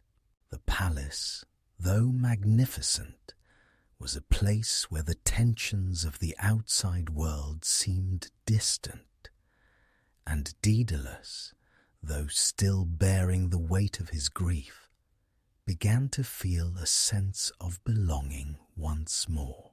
For the first time since the fall of Icarus, Daedalus found himself working not under the oppressive gaze of a king who demanded control, but under the gentle guidance of a ruler who valued peace and beauty. King Cocculus, recognizing Daedalus's unparalleled skill, entrusted him with several important projects. Among the first was the construction of a grand swimming pool, an elaborate design that would serve as both a symbol of the kingdom's wealth and a place of recreation for its people.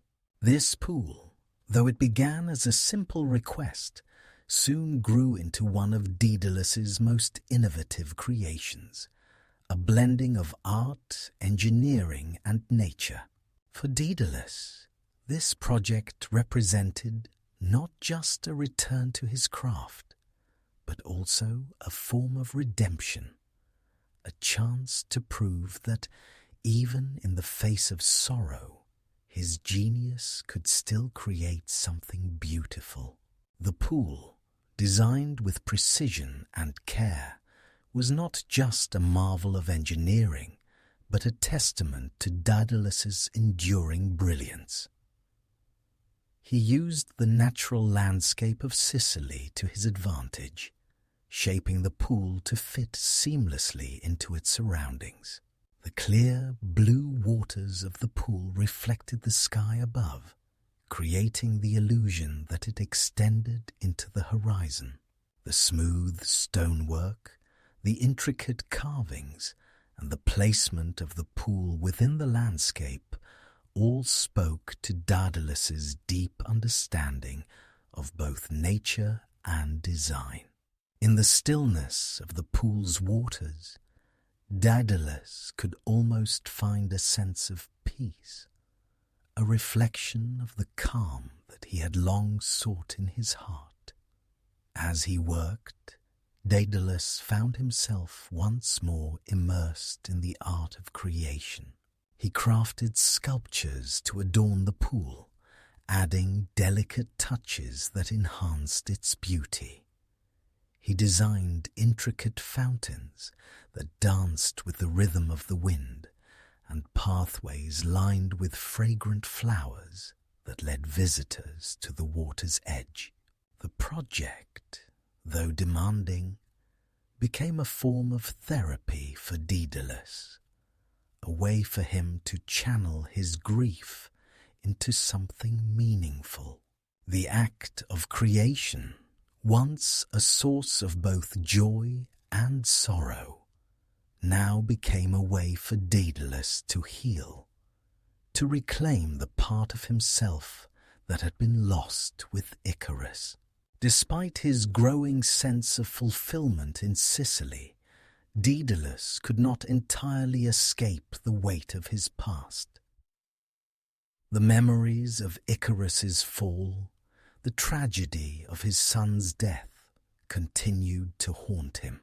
In the quiet moments, when he was alone with his thoughts, Daedalus would sometimes stare out at the sea, his mind drifting back to the moment when he had watched his son fall from the sky.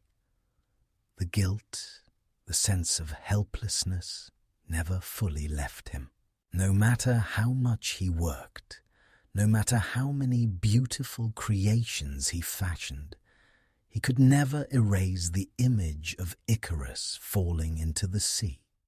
Yet Sicily offered Daedalus something that Crete never had, the possibility of redemption. King Cocalus, understanding the weight of the craftsman's grief, never pushed Daedalus too hard. The king allowed him the space and time to create, to reflect, and to slowly rebuild his life. The people of Sicily, too, treated Daedalus with kindness, respecting his genius, but never overwhelming him with the expectations that had plagued him in Crete. The gentle rhythm of life on the island allowed Daedalus to find moments of solace, to reconnect with the parts of himself that had been overshadowed by his past. It was in this peaceful environment that Daedalus began to rediscover his love for creation. His work, once marked by the pain of loss, now became a way for him to express the complex emotions that had long been buried within him. Through his craft, Daedalus could communicate the depths of his sorrow, but also his hope and his desire for healing.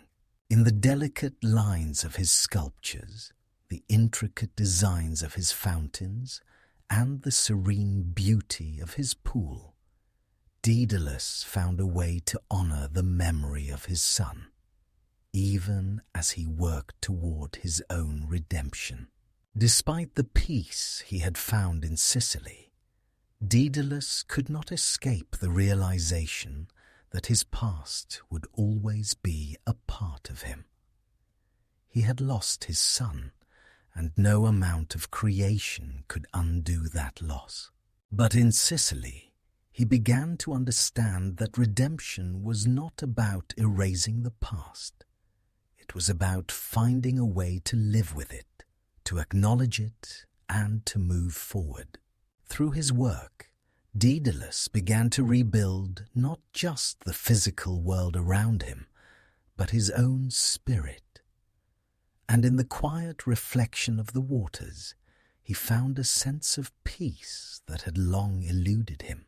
As Daedalus settled into his new life on the island of Sicily, his work began to reflect not only his skill as a master craftsman, but also the deep emotions that had taken root in his heart. Sicily, with its natural beauty and tranquil surroundings, offered Daedalus the space he needed to create without the oppressive weight of Minos's rule or the suffocating grief that had followed the loss of Icarus. Here, in this land of ancient history and myth, Daedalus could work at his own pace, free from the expectations that had once defined his life. King Cocculus, recognizing Daedalus's unique gifts, continued to entrust him with a variety of projects, each one more intricate and artistic than the last. The swimming pool, the first of Daedalus's creations for the king, had been a great success. But Daedalus's mind was never content to stop at a single achievement. His creativity, once bound by the constraints of the labyrinth and his servitude to Minos, now flowed freely, unimpeded by the pressures of the court or the expectations of the king. One of the most remarkable creations Daedalus designed in Sicily was a set of mechanical automata, lifelike mechanical beings that could perform simple tasks. The creations were powered by a combination of gears, levers, and intricate clockwork mechanisms, all of which Daedalus had perfected over years of experimentation. The mechanical beings he crafted were more than just machines. They were works of art, delicate and complex, each one imbued with a sense of life that seemed almost magical. One of the automata Daedalus created was a bronze bird, its wings made of finely crafted metal feathers that fluttered in the breeze. When activated, the bird would take flight, soaring gracefully through the air before gently returning to its perch. This mechanical marvel was not only a testament to Daedalus's ingenuity, but also a symbol of his enduring desire to capture the essence of life itself.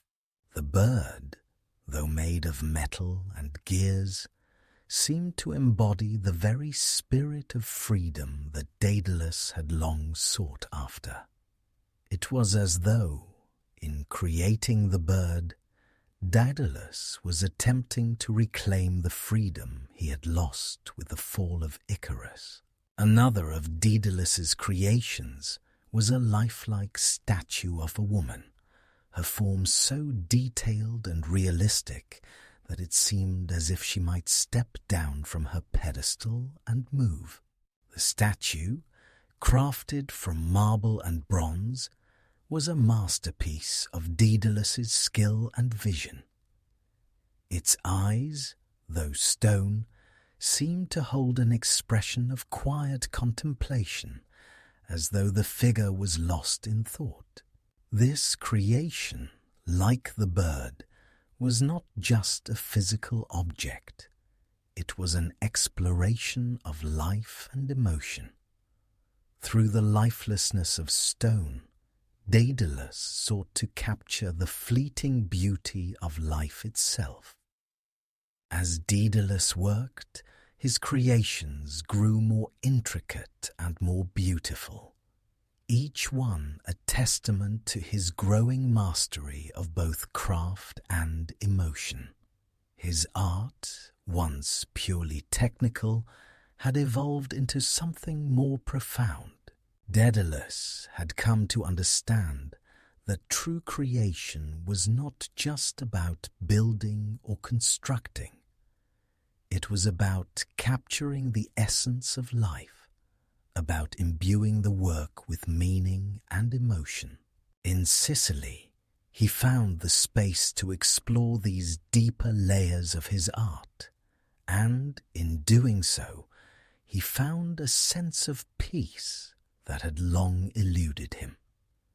Yet, even as he created, Daedalus could not escape the shadow of his past.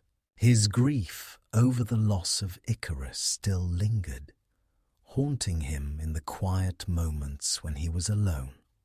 Though he found solace in his work, there were times when the weight of his guilt became unbearable. The wings, once a symbol of hope, were now a painful reminder of his son's fall. Daedalus knew that he could never fully erase the tragedy that had defined his life. But in Sicily, he began to understand that he could create something new, something that could both honor his son's memory and offer a path toward healing. It was during this time that Daedalus began to turn inward, reflecting on the nature of his own creations. He had spent much of his life driven by ambition, by the desire to master the world around him. But now, in the quiet of Sicily, he began to question whether true mastery was ever possible. He had created the labyrinth, a symbol of his genius, but it had led to tragedy. He had crafted wings to escape the confines of the earth, but they had caused the loss of Icarus. What was the point of creation, Daedalus wondered, if it came at such a great cost? In the stillness of Sicily, Daedalus found that the answer was not in the pursuit of perfection, but in the acceptance of imperfection. He had spent his life striving to master the world, to control every element of his craft. But he now saw that true mastery lay in understanding the limitations of his own creations. Through his art, Daedalus had come to realize that the beauty of life was not in its perfection, but in its fleeting nature, its moments of brilliance that could never be fully captured or controlled. And so, in Sicily, Daedalus found a new way of creating. His work, once driven by the desire for fame and glory, was now guided by a deeper understanding of life and loss. His creations, though still masterpieces of craftsmanship, were no longer just objects of beauty. They were expressions of the fragility of life, of the human experience. Each sculpture, each automaton, was a meditation on the delicate balance between creation and destruction, between the known and the unknown. In the quiet of the Sicilian landscape, Daedalus finally began to heal.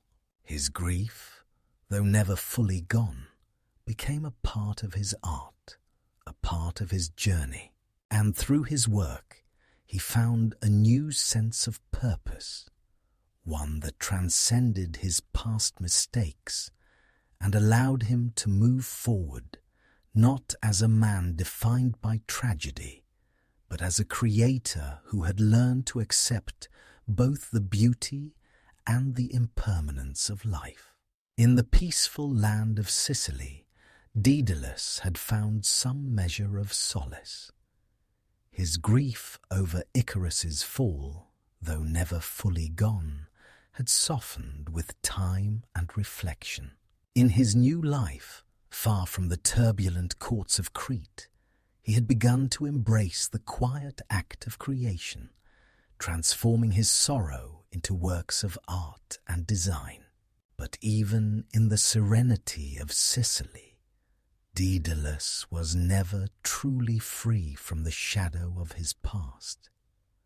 For even as he worked, the gods, as they often do, wove the threads of fate in ways he could not control.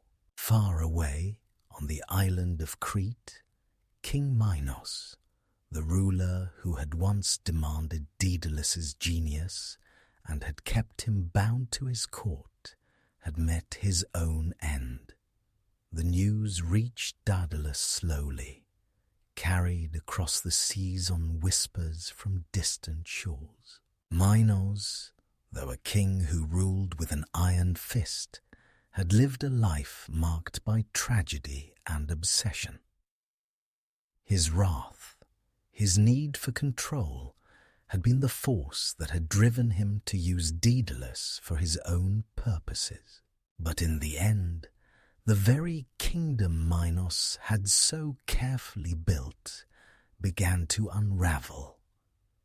Minos had spent much of his life in pursuit of power, his desire to control both the gods and his people guiding his every decision. But in his final years, that obsession with control had become his undoing. It was said that Minos sought to conquer every part of the known world, using his armies and his influence to expand his kingdom's reach. Yet, despite his might, there were those who would not bow to his will, those who sought to overthrow him, to free themselves from the tyranny of his rule. In his quest for dominance, Minos crossed many lines. It was said that he had grown increasingly paranoid, his once clear vision of justice clouded by an insatiable thirst for more power. His cruelty, once tempered by the grace of a ruler who had been favored by the gods, had spiraled into madness. His reign, which had once been marked by triumph, had become a rule of fear, and in the end it was his own hubris that led to his death. The final blow came when Minos, in his arrogance, sought to conquer the island of Sicily. Driven by an obsession with proving his superiority, Minos made plans to invade and subjugate the land. But Sicily, under the rule of King Daedalus, was not a place that could be so easily dominated.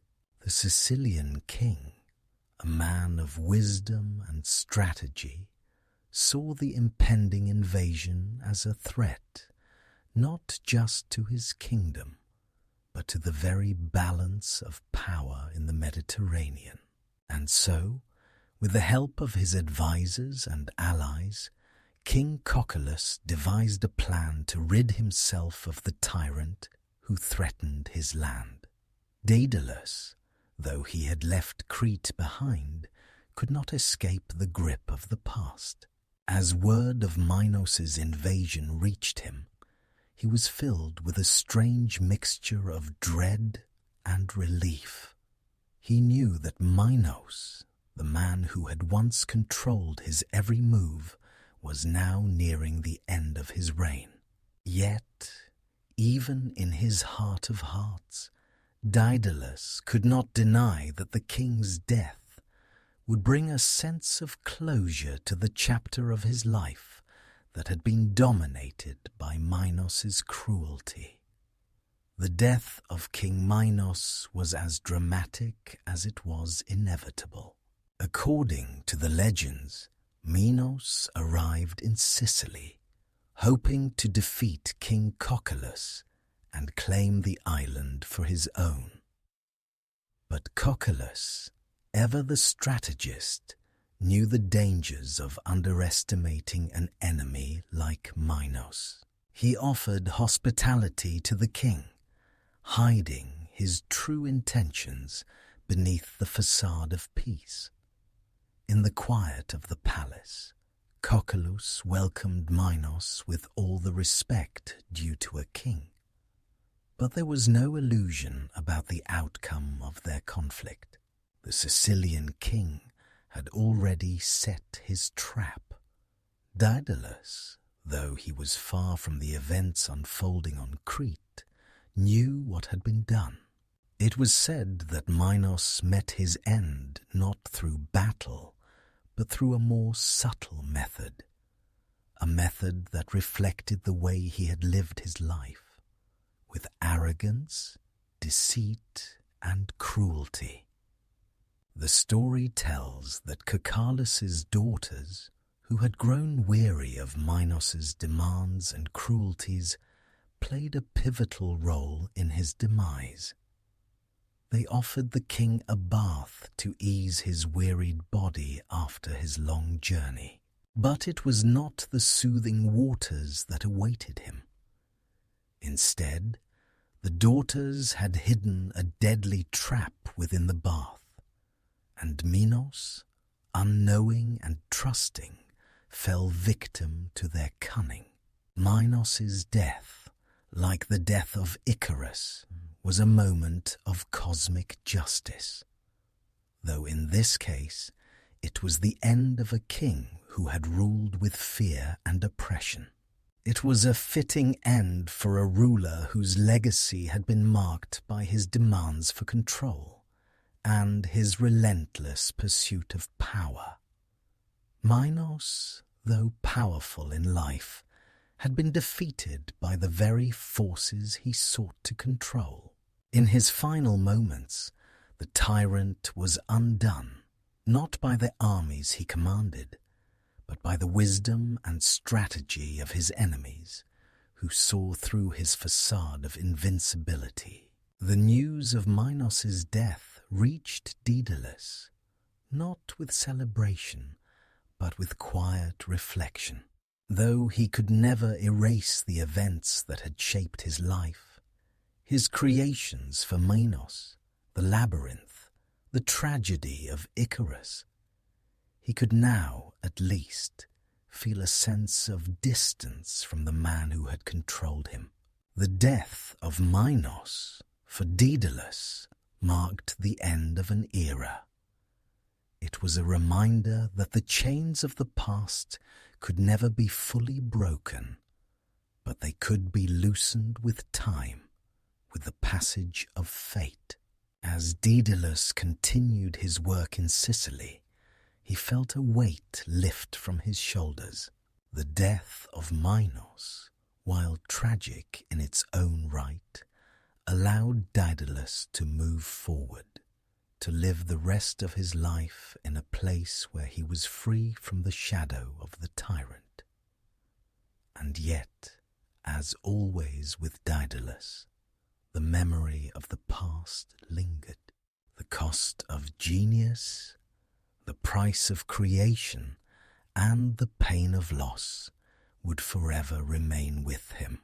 The death of King Minos, though a significant turning point in the story of Daedalus, was not the end of the larger narrative that had consumed the lives of both men. Minos' demise did not bring the resolution that Daedalus had once hoped for. Though the tyrant king was gone, the consequences of his reign continued to ripple through the lives of those who had been part of his court. The story of Daedalus and Minos was one intertwined with destiny, and the end of the king's life would not go unanswered. For Daedalus, the death of Minos represented a strange kind of liberation, but also a quiet return to the past he had hoped to escape. It was not just the end of a tyrant, but also the unshackling of a life spent in service to a ruler whose demands had shaped Daedalus' every creation. Minos' death freed Daedalus, but it also left behind a lingering emptiness, a reflection of the price paid for freedom. The events surrounding Minos' death, however, were not as simple as a ruler meeting his end at the hands of his enemies. Cocalus, king of Sicily, had been a wise and strategic ruler, and he knew that Minos, despite his death, would still cast a long shadow over his kingdom.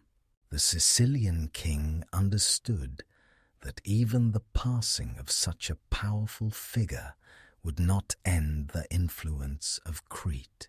The memory of Minos, his legacy, and his empire would continue to haunt Sicily, and it was this understanding that led to the next chapter in Daedalus's life. Though Daedalus had thought that his time of conflict was over, he soon learned that Minos' death had not silenced the echoes of the past. Word of the king's death spread quickly through the ancient world, and with it came a new threat. Minos' son, the rightful heir to the throne, was not content to let his father's death pass without retribution. Minos' legacy lived on in the heart of his son, who sought to avenge the death of his father and reclaim his kingdom's honor. The young king was determined to restore the name of Minos, to restore the reign of the mighty house of Crete.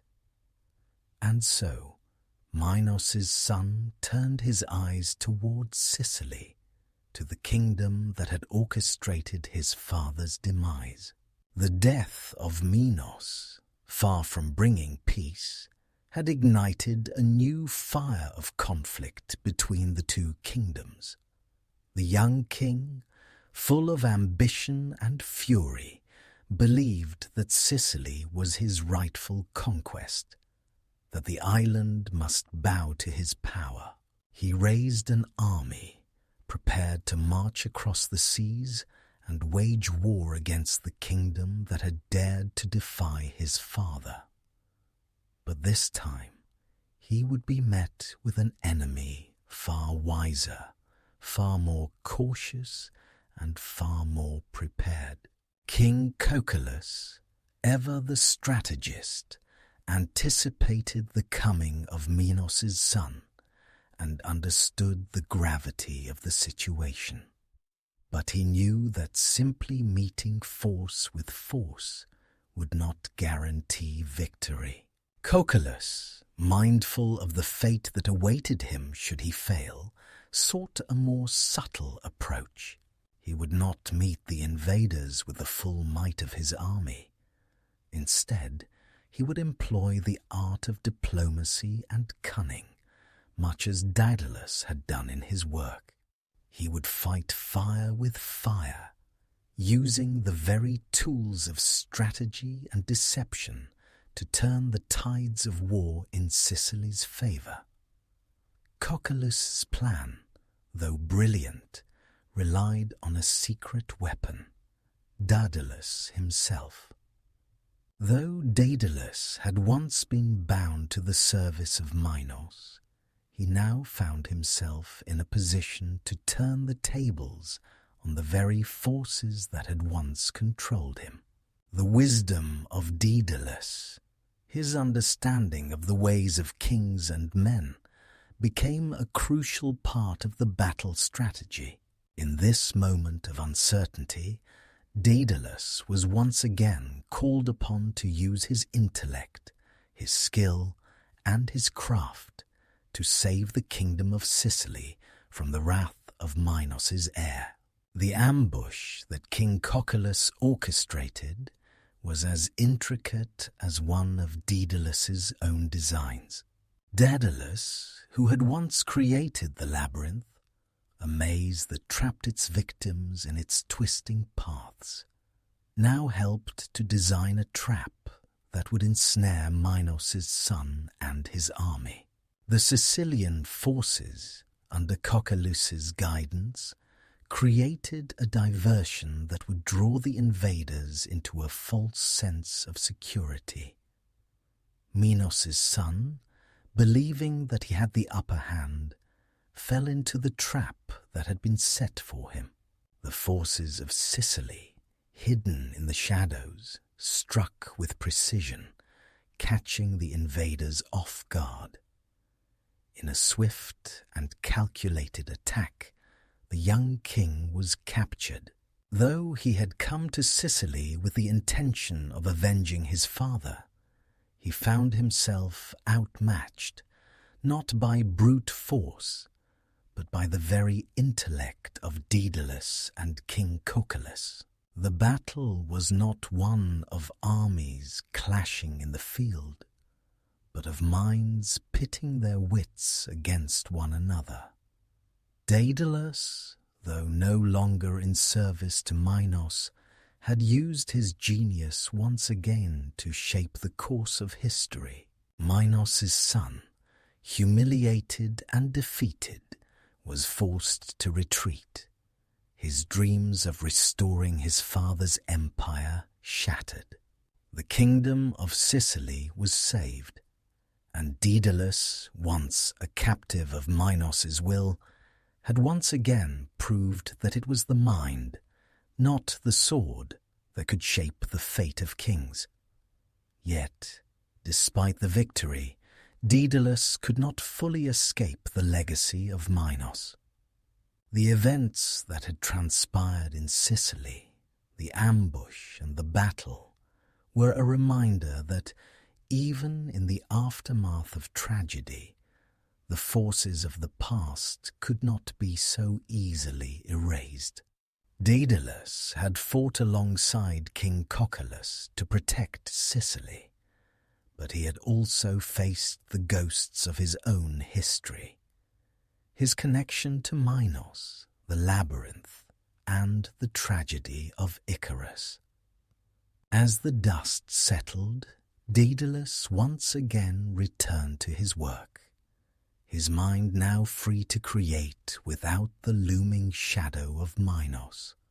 But the memory of those battles, those decisions, would never leave him. For Daedalus, there was no escaping the past, not completely. His creations, his genius, and his mistakes were forever intertwined, and in the quiet moments when he sat alone in his workshop, Daedalus could still hear the echoes of the past whispering in the silence. After the defeat of Minos's son, the kingdom of Sicily settled into a period of peace, and Daedalus once again found himself in a place of quiet reflection. King Cocolus, though grateful for Daedalus's service, had no further use for the great craftsman in matters of war. The immediate threat had passed, and Sicily, under the wise rule of Cocolus, flourished. But Daedalus, ever the restless soul, knew that peace was but a temporary respite, a moment of stillness before the inevitable flow of time would carry him forward.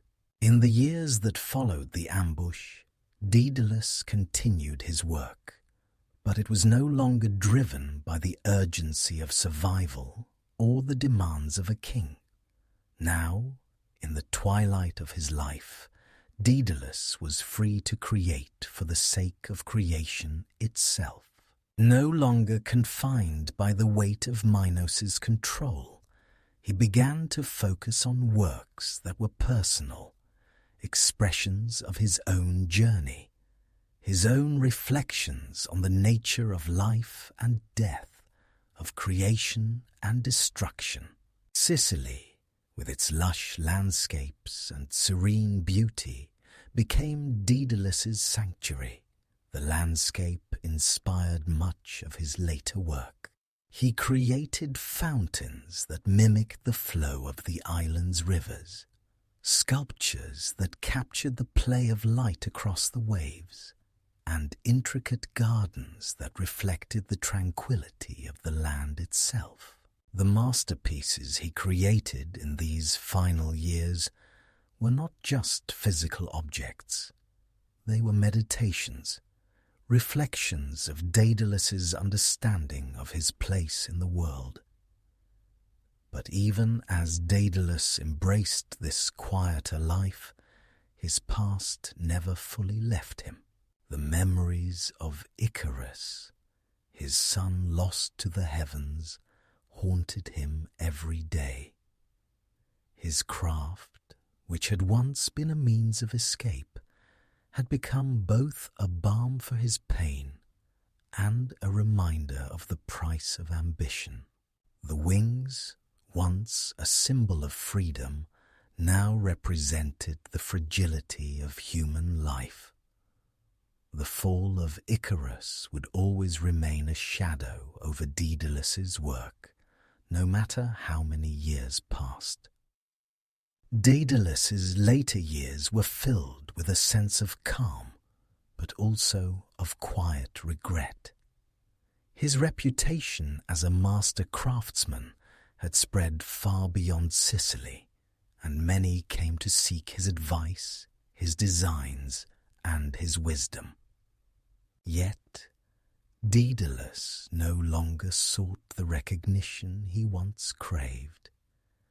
He had seen the dangers of pride and ambition too clearly in his own life.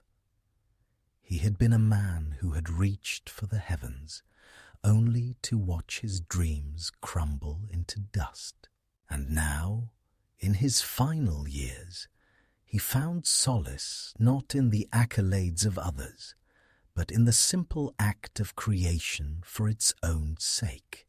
His work became more introspective, more focused on capturing the fleeting beauty of the world around him. The great feats of engineering and architecture that had once defined his life, such as the labyrinth and the wings, were replaced by works of delicate beauty, works that spoke to the transience of life itself.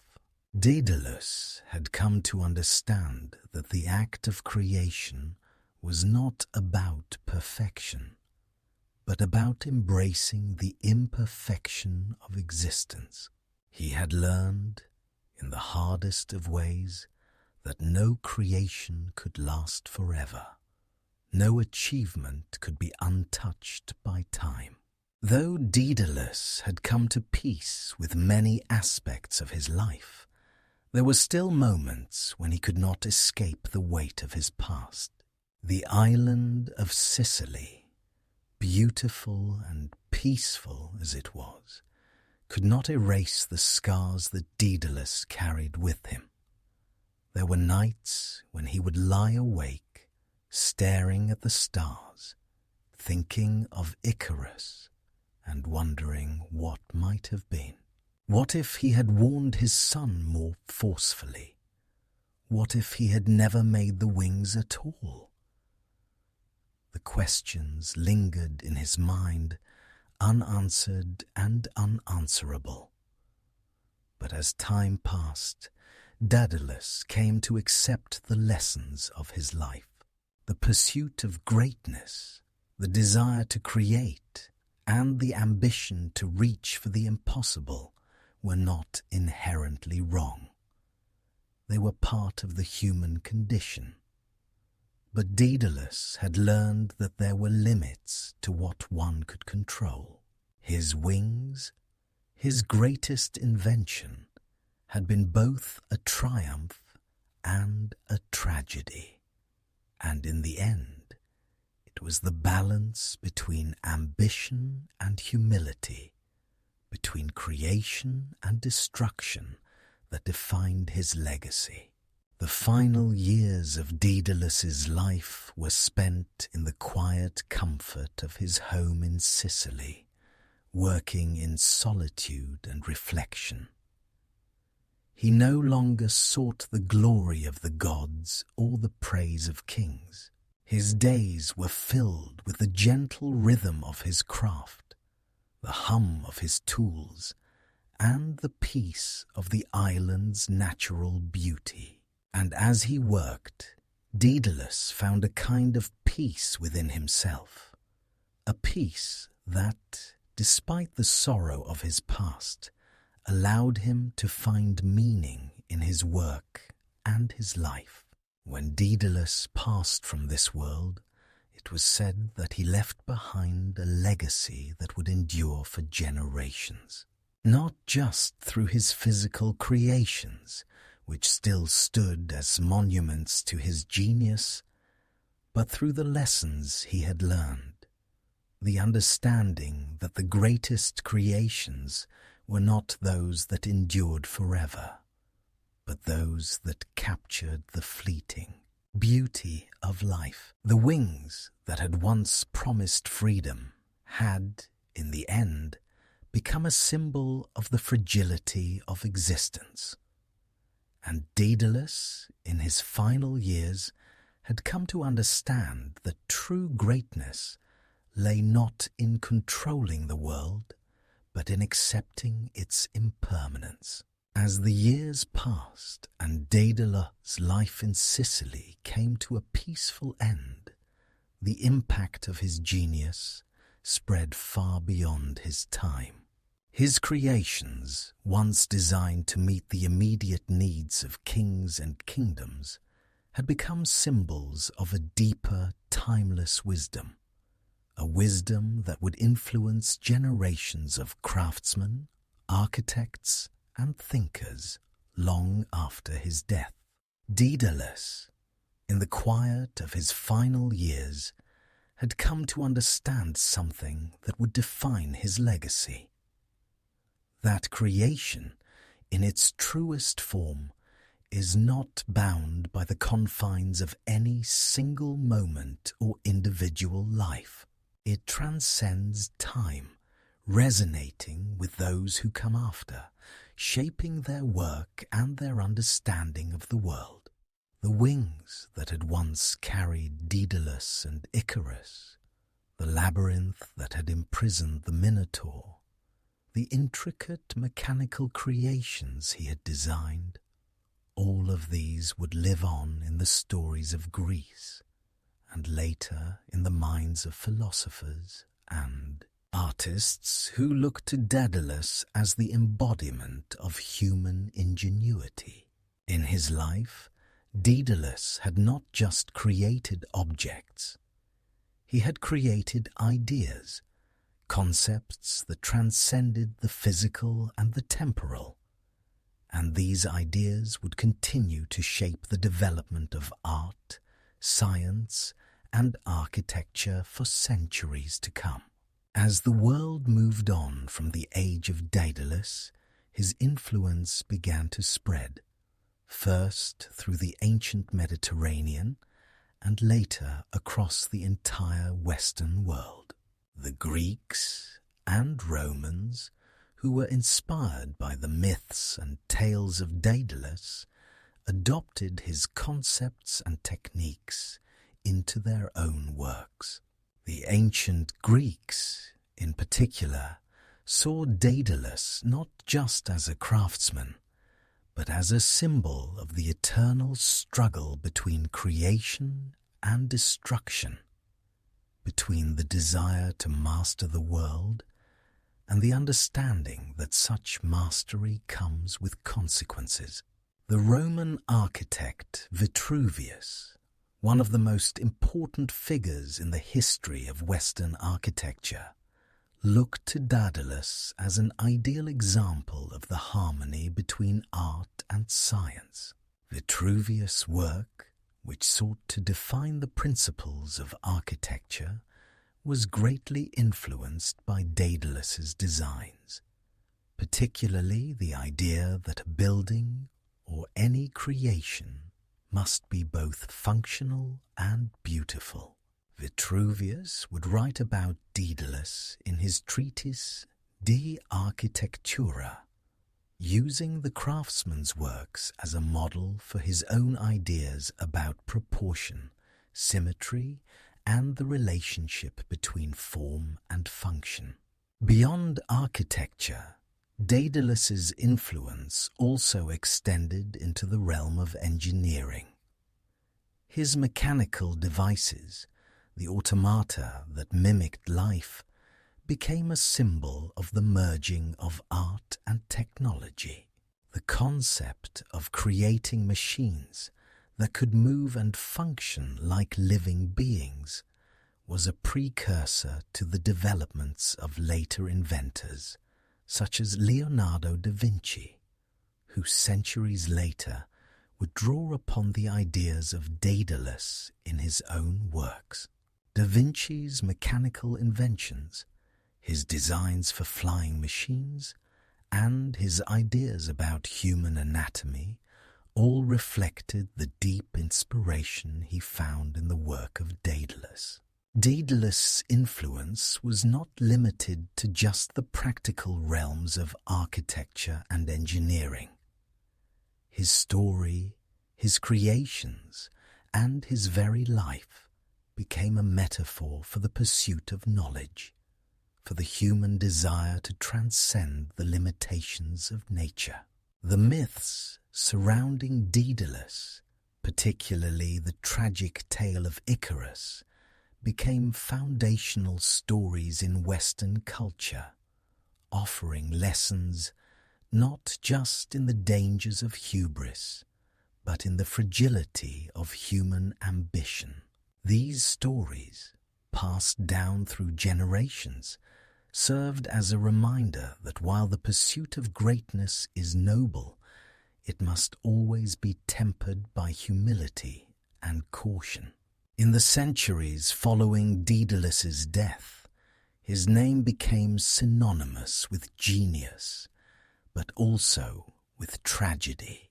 He was the man who built the labyrinth, the man who crafted wings to escape the impossible, and the father who lost everything in the pursuit of flight. Yet, despite the tragedies of his life, Daedalus was remembered not just as a symbol of genius, but as a symbol of the complexities of the human spirit.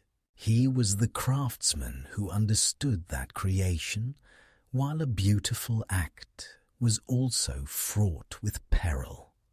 As the centuries wore on, Daedalus's legacy continued to inspire artists, architects, and thinkers. The Renaissance, a period of renewed interest in classical antiquity, saw a resurgence of interest in the works of Daedalus. Artists like Michelangelo, who had mastered the art of sculpting, drew upon the principles of proportion and symmetry that Daedalus had pioneered. Similarly, the Enlightenment period saw an emphasis on reason, science, and invention, with inventors like Isaac Newton and Thomas Jefferson finding in Daedalus's work a reflection of their own intellectual pursuits. Even in the modern era, Daedalus's influence persists. The field of modern engineering, from robotics to aerodynamics, owes much to the principles Daedalus established through his own creations. The very idea of designing machines that mimic life, that function in ways similar to living creatures, is a direct descendant of Daedalus's mechanical inventions. And in the world of architecture, Daedalus's ideas about the balance between beauty and functionality continue to shape the way we think about design. Yet, perhaps the most enduring aspect of Daedalus's legacy is the lesson he imparted about the relationship between creation and consequence.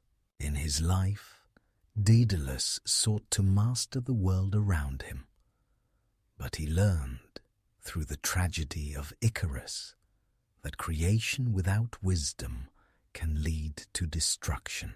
This is the eternal lesson that his story teaches us, that the pursuit of greatness must always be tempered by humility, that the desire to reach for the heavens must be balanced with an understanding of our limitations.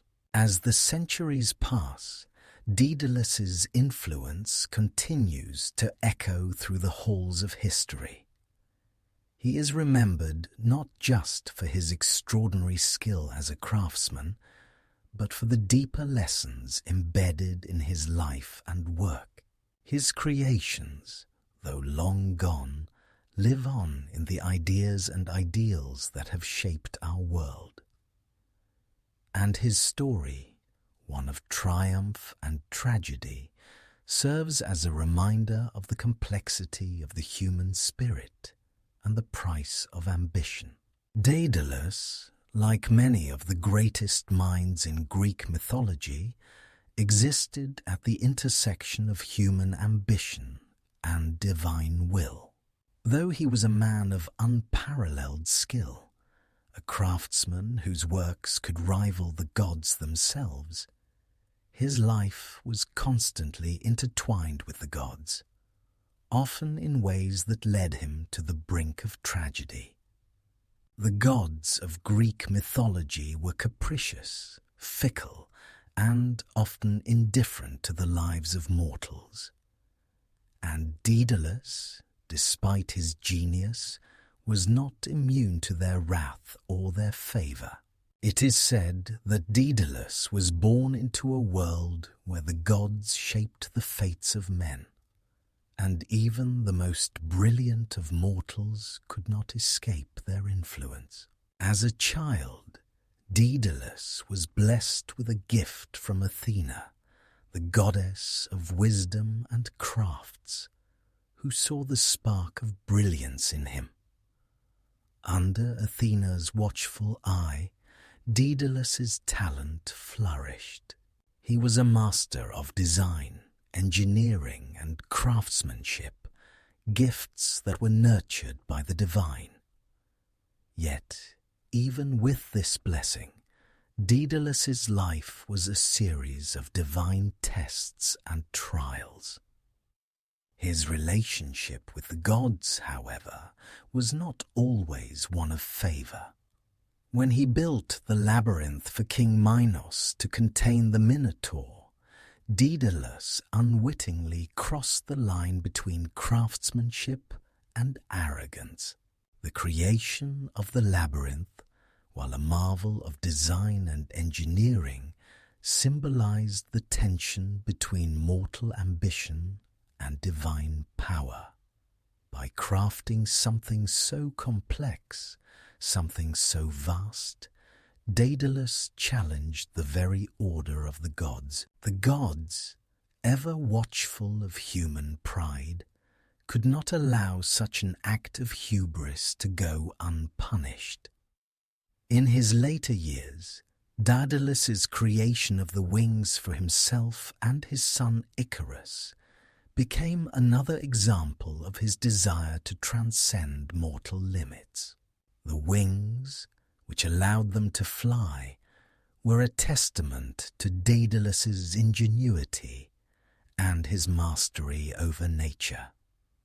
However, the gods had long set boundaries for humankind, boundaries that should not be crossed.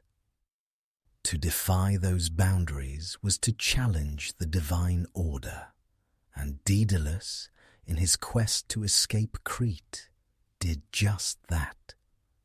The punishment was swift and devastating. Icarus, in his reckless flight too close to the sun, fell to his death.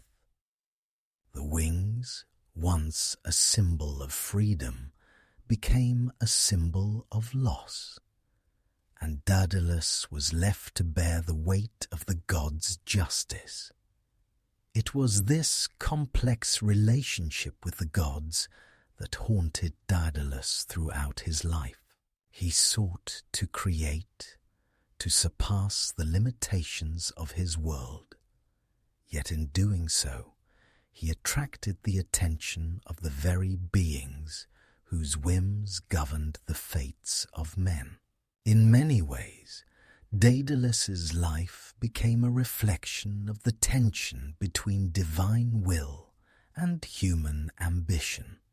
The gods, though often silent, were never absent from his work. They watched as he soared through the sky, as he constructed the labyrinth, as he sought to transcend the boundaries of mortality. And in the end, it was the gods who had the final say in his fate. But there were moments when Daedalus's relationship with the gods was one of mutual respect. Athena, who had once blessed him with wisdom, was a goddess who understood the nature of creation. She had watched over Daedalus, guiding his hand as he crafted his masterpieces. Though the gods could be vengeful, they could also recognize true talent, true skill, and Daedalus had earned their respect. His creations, whether the labyrinth or the wings, were not just works of craftsmanship. They were acts of divine art, born from a mortal hand, but elevated by the gods' influence. In his later years, after the death of Icarus, Daedalus found a different relationship with the divine. No longer driven by the desire for greatness or the need to surpass the gods, Daedalus turned his attention inward, reflecting on the lessons he had learned throughout his tumultuous life. He no longer sought to challenge the gods, but to understand them. He sought peace with the divine forces that had shaped his destiny. His work, now focused on smaller, more personal creations, reflected this shift. His final years were spent crafting sculptures, designing fountains, and building structures that honored the natural world and its gods, rather than defying them. Yet, even in this more contemplative phase of his life, Daedalus could not escape the reminder that the gods had a hand in all things. His final creations, though beautiful and intricate, were still marked by the lessons of his earlier life. The gods, in their infinite wisdom, had guided him to a place of humility, where his genius was no longer something to be flaunted, but something to be used in service of something greater than himself. His art, his creations, became a way for him to express gratitude, to seek reconciliation with the divine forces that had shaped his path. The gods, in the end, never truly abandoned Daedalus. They watched as he grew, as he created, as he fell and rose again. Daedalus's life was a testament to the complexities of human ambition, the price of greatness, and the ever-present influence of the divine. His relationship with the gods was not one of simple devotion or blind defiance, but one of understanding, a recognition that even the greatest creations are ultimately shaped by forces beyond our control.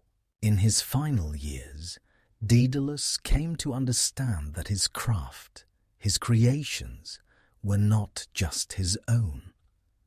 They were part of a larger cosmic order, one that he had once sought to escape, but which he now embraced. His work, his legacy, was not just a reflection of his genius, but of the divine forces that had guided him, tested him, and ultimately shaped the man he had become. As the years wore on, Daedalus, now an old man, found himself living in the quiet, peaceful realm of Sicily, far from the bustling courts of Crete and the turbulent memories of the past. The island's sun set each evening in a tranquil wash of colour over the horizon, and the soft breeze whispered through the olive trees, a balm for Daedalus's weary heart. His days of grand designs, of creating the impossible, had long since passed. He no longer sought to defy nature, nor to build labyrinths or wings that would take men to the heavens. His ambition had dulled, replaced by the quiet satisfaction of knowing that he had created things of beauty, things that would endure long after he was gone. In his later years, Daedalus focused on smaller creations, works of art and delicate mechanical devices, many of which were displayed in the court of King Cocculus, where he had found a measure of peace. His mind, though slowed by age, was still sharp, and his hands still crafted with the skill of a master. Yet there was a deep sense of melancholy that lingered in his heart, a reminder of the price he had paid for his genius. The loss of Icarus remained with him, an open wound that could not be healed. No creation, no work of art could ever replace the son he had lost. But Daedalus had come to accept that his life was not defined by one tragic moment. His genius had led to much that was beautiful, much that had brought joy to others. The labyrinths, the wings, the automata, they were all part of his legacy. Yet he knew that his greatest creation was not the physical world he had shaped, but the lessons he had learned about the fragile nature of life, ambition, and love. As Daedalus grew older, the world around him changed. The island of Sicily flourished under the wise rule of King Cocculus, but the world outside the kingdom began to shift, as it always did. In his solitude, Daedalus became increasingly contemplative, looking back on his life and wondering whether he had truly lived in a way that mattered. Had he been too consumed by the desire to create? Had he sacrificed too much for his ambitions, losing the very things that had once been most precious to him? One evening, as the sun set over the hills of Sicily, Daedalus sat alone in his workshop, gazing out at the serene landscape. The tools that had once been extensions of his mind and hands now sat idle, covered in the dust of time. His heart, though still heavy with grief, was filled with a quiet acceptance. He had lived his life as a man of genius, of creation and destruction, and though his creations would endure, he knew that his time was nearing its end. Daedalus had come to understand that the world did not owe him anything. He had reached for the stars, and in doing so had touched the heavens, but he had also fallen. He had built wonders, but he had also witnessed the destruction they had caused. His life had been a delicate balance between the desire to create and the understanding that all things, no matter how magnificent, were fleeting. And so, as Daedalus sat in his workshop, surrounded by the works he had left behind, he allowed himself to feel at peace with the life he had lived. He had created much, but he had also lost much. Yet, In his heart, he knew that he had done the best he could. He had crafted with care, with love, and with wisdom, and now it was time for him to let go. The end came quietly, as it often does for those who have lived full lives. Daedalus passed away in his sleep, his work unfinished, but his legacy secure. The world would remember him as one of the greatest minds of his time, a man whose creations had shaped the course of history. But for Daedalus, there was no need for glory or accolades. He had come to understand that the true measure of a life was not in the things one created, but in the lessons learned along the way, and in the ability to accept the fragility of existence.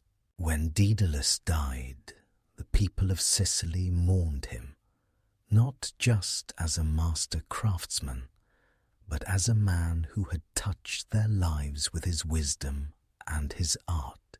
His creations, though many were lost to time, remained in the hearts of those who had seen them, in the minds of those who had learned from his genius.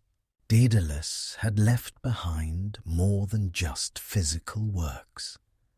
He had left behind a legacy of thought, a legacy of understanding the delicate balance between creation and destruction, between ambition and humility. In the quiet of the Sicilian landscape, Daedalus was laid to rest, and the world continued on without him. But his influence lived on, not just in the works he had created, but in the stories of his life, stories that would be passed down through generations, inspiring future creators, thinkers, and dreamers to reach for the stars, but never forget the cost of such ambition. Though Daedalus had passed from the world, his influence was far from over. The myths of Greece and the tales of his creations continued to resonate throughout the ages, carrying with them lessons that would echo for generations. His story, both tragic and triumphant, was one that would live on in the hearts and minds of those who sought to understand the relationship between creation and consequence, between ambition and humility. In the centuries following Daedalus's death, his name became synonymous with ingenuity and brilliance, but also with the dangers of unchecked ambition. The Greeks, in their reverence for the gods and their understanding of human limitations, found in Daedalus a reflection of their own struggles. He was a figure who represented the heights of human achievement, yet also the depths of human frailty. His life, marked by both triumph and tragedy, became a metaphor for the complexities of the human spirit. The labyrinth, one of Daedalus's most famous creations, continued to be a symbol of his genius. It stood as a testament to his unparalleled skill in design and engineering. But beyond its physical form, the labyrinth also became a symbol of the human condition. The idea that no matter how clever or skilled we may be, we are all, in some ways, trapped within the confines of our own desires and limitations. The Minotaur, locked within its maze, represented the darker side of Daedalus's creations, the consequences of ambition that could never be fully controlled. As time passed, Daedalus's story spread beyond Greece, reaching the corners of the Roman Empire and eventually the minds of Renaissance thinkers. The great architects and engineers of the Renaissance, such as Leonardo da Vinci and Michelangelo, look to Daedalus as an example of the merging of art and science, of beauty and function. Daedalus's creations, though they had come from a time long past, spoke to the universal human desire to push the boundaries of what was possible, to craft something that transcended the ordinary world. But perhaps it was Daedalus's relationship with the gods that continued to capture the imagination of those who came after him.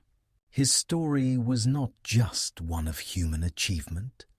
It was also a story of divine interaction, of the complex interplay between mortal ambition and the will of the gods.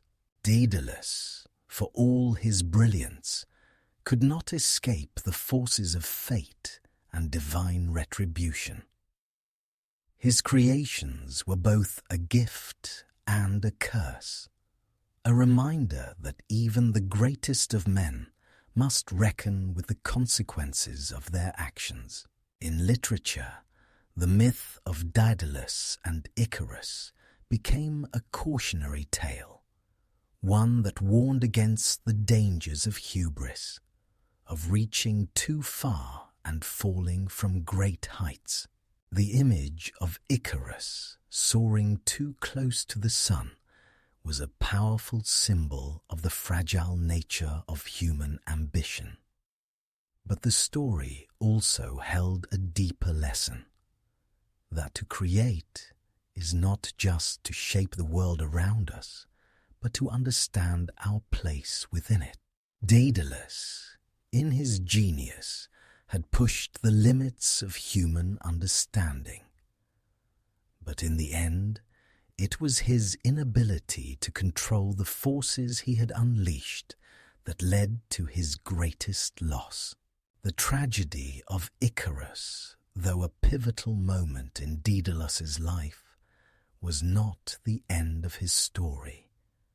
It was, in many ways, the beginning of a new understanding, one that would resonate through the ages. The fall of Icarus was not just the death of a child, but the death of a certain kind of thinking. The belief that we can control everything, that we can master the world around us without consequences. It was this realization that Daedalus, in his final years, had come to embrace. That creation and destruction, like life and death, are inextricably bound together. The wisdom of Daedalus, then, is not just found in his inventions or his creations, but in the lessons that those creations impart. His story is one of growth, of discovery, and of the realization that even the greatest achievements are fraught with peril. The beauty of the wings, the elegance of the labyrinth, the intricacy of the automata, all of these were born from the mind of a man who sought to transcend the limits of the human condition.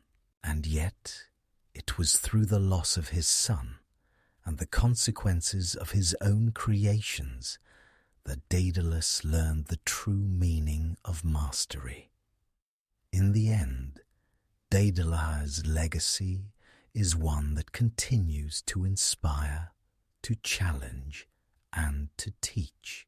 His story reminds us that the pursuit of greatness is both noble and dangerous, that creation is both a gift and a burden.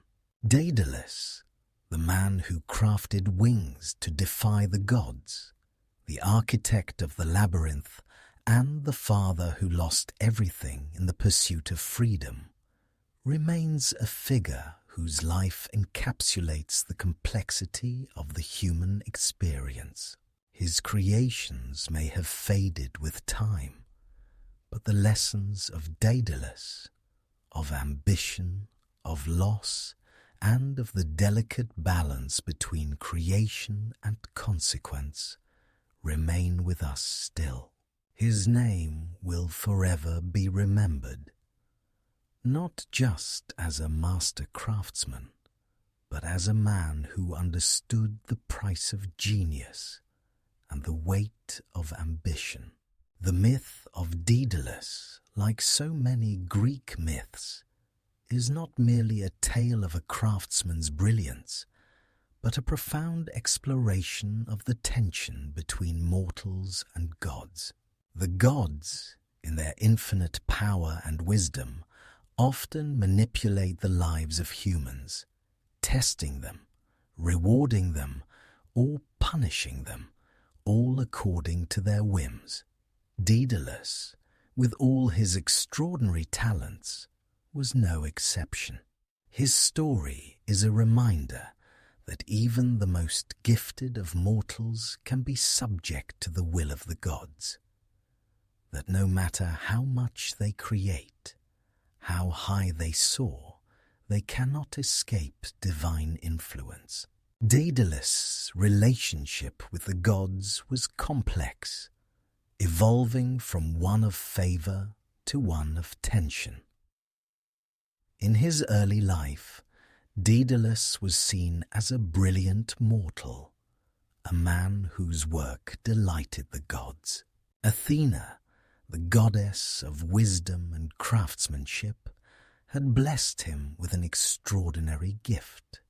Under her influence, Daedalus had crafted wonders that amazed both mortals and deities alike. His skill in design, architecture, and mechanical creation seemed to be touched by divine hands, and for a time the gods saw Daedalus as a kind of favored mortal, one whose abilities, though mortal in origin, rivaled the works of the divine. Yet this divine favor was fleeting. The turning point in Daedalus's life came with his creation of the labyrinth, the grand maze that was to imprison the Minotaur. While the labyrinth itself was an extraordinary feat of engineering, it symbolized Daedalus's ambition to transcend the limits of the mortal world. The labyrinth was not just a physical structure. It was a symbol of Daedalus's desire to bend nature and fate to his will. It was in this moment that Daedalus's relationship with the gods began to sour. He had created something so intricate, so powerful, that it bordered on the divine, a place where even the gods would be challenged to navigate. The gods, though often willing to reward mortals for their brilliance, are also quick to punish those who seem to overstep their boundaries. Daedalus had built a prison for the Minotaur, a creature born of divine wrath. By doing so, he had become an accomplice in the gods' cruelty. Minos, the king who had forced Daedalus to build the labyrinth, was a mortal whose ambitions and desires were driven by the gods. But he had no understanding of the consequences of his actions. Daedalus, in his genius, had helped to create a prison that not only trapped the Minotaur, but also served to entangle the very fabric of mortal fate. The gods, sensing Daedalus's transgression, were not content to let him escape unscathed. His creation, the labyrinth, would become a symbol of the danger of human ambition unchecked. Though Daedalus had built it with the intention of controlling the Minotaur, the labyrinth ultimately became a prison for both the beast and its creator, a place of entrapment, confusion, and loss. Even the gods, in their wisdom, understood that such a powerful creation could not be left without consequence. Daedalus, once blessed with divine favor, would now find himself haunted by the very work he had created. This divine reckoning was most clearly seen in the tragedy of Icarus, Daedalus's son. Daedalus had crafted wings to free himself and his son from the confines of Crete. Yet in doing so, he had defied the natural order, attempting to transcend the boundaries set by the gods. The wings, though a marvel of craftsmanship, were also a challenge to the gods' authority over the mortal world. Icarus, driven by youthful pride, flew too high, his wings melting in the heat of the sun, a direct consequence of the divine punishment that had always lurked behind Daedalus's ambitious creations. The gods, in their infinite wisdom, ensured that Daedalus's greatest creation, the wings, would be the cause of his greatest loss. Icarus's death was not only a punishment for the boy's arrogance, but also a reminder to Daedalus of the consequences of defying divine limits. The gods, while often indifferent to mortal suffering, had a way of ensuring that the balance between human ambition and divine will was maintained. In the wake of his son's death, Daedalus was forced to confront the reality that his genius, though awe-inspiring, had come at a terrible cost. The gods had allowed him to create, to craft marvels that defied the expectations of mortals, but they had also ensured that he would never be allowed to escape the consequences of his creations. The wings, which had once symbolized freedom, had become the instrument of his greatest sorrow. Icarus, in his pursuit of freedom, had fallen victim to the same ambition that had driven Daedalus to create them.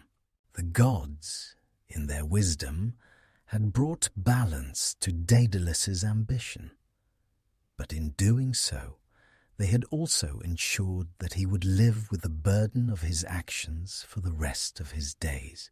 In the final years of his life, Daedalus sought not just to create, but to understand. He reflected on the lessons the gods had taught him through his creations and through his losses. He came to understand that the gods had not simply punished him. They had shaped him, forced him to confront the limits of human ambition and to accept the consequences of his actions. Daedalus, though no longer driven by the desire for greatness, came to realize that his life had been a journey of learning, the pursuit of knowledge, the creation of beauty, and the acceptance of mortality. As Daedalus grew older, he no longer sought the approval of the gods, nor did he seek to defy them. He had learned, through his losses and his triumphs, that creation and destruction were inextricably linked. The gods, though often silent, were always present, guiding the fates of mortals with their hands unseen. Daedalus's legacy, then, was not just his creations, but the lessons he had learned from the gods, the recognition that even the greatest of human achievements could not escape the divine will. After the passing of many years, and with the peace of Sicily slowly easing the weight that had once pressed heavily upon Daedalus's shoulders, a moment arrived that brought his past back to him in ways he could never have anticipated. Though he had long sought refuge from the shadows of Minos's rule And though the island of Sicily had granted him a life of creation, the pull of Crete remained, a silent thread tugging at Daedalus's soul. The news that reached Daedalus one evening, like the passing breeze through the olive trees, was both a shock and an inevitability. King Minos had died. The man who had once ruled over him, whose commands had shaped much of Daedalus's existence, was gone. This, of course, was no mere end. It was the final chapter of an old history. Yet, even with Minos's death, the island of Crete was still alive with echoes of the past, still teeming with remnants of a life Daedalus had tried to leave behind. Daedalus, ever the craftsman, understood that his return to Crete was not a return to power or glory. It was, in some ways, the completion of a circle. He had spent so many years trying to escape his past, yet in his heart he knew that to reconcile the pain of Icarus's death, to finally be free of the labyrinth he had built and the wings that had carried his son to his doom, he had to return. The invitation to return to Crete came, of all places, from King Minos's son, now the new ruler of the island. This young king, though eager to prove his own rule, sought Daedalus for his wisdom and genius. In many ways, it was a way to honor his father's legacy, by calling back the craftsman who had built the very labyrinth that housed the Minotaur. The request, though filled with the echoes of Daedalus's past, offered him a chance to revisit the land where so much had been both created and lost. Though Daedalus had not set foot on Crete since his escape, since the tragedy of Icarus, he knew this was a summons he could not ignore. The work that had begun in Crete, his contributions to the palace of Knossos, the constructions that had defined an era, all of these remained in the island's ancient stones, and though they were marked by both triumph and sorrow, they were also part of who he had become. In returning to Crete, Daedalus was not returning to serve as a craftsman once more.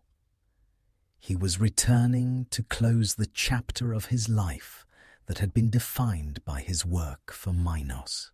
He walked the familiar streets of Knossos once again, but it was with the heavy weight of memory.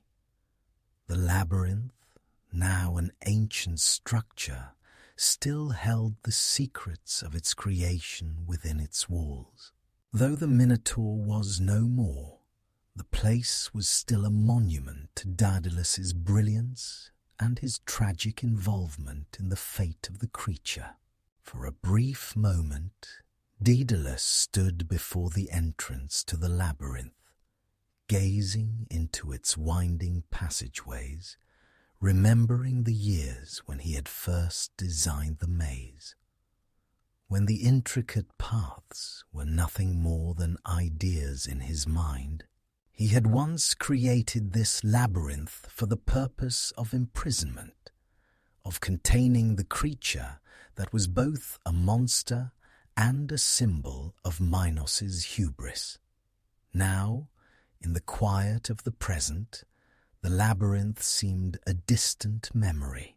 The walls still stood, but the stories they held were no longer just the tales of a king's desires and a creature's fate. They were the stories of Daedalus himself, the architect who had built a maze that would come to symbolize both human ingenuity and the consequences of pride. King Minos's son recognizing the weight of Daedalus's return, did not demand great works from him.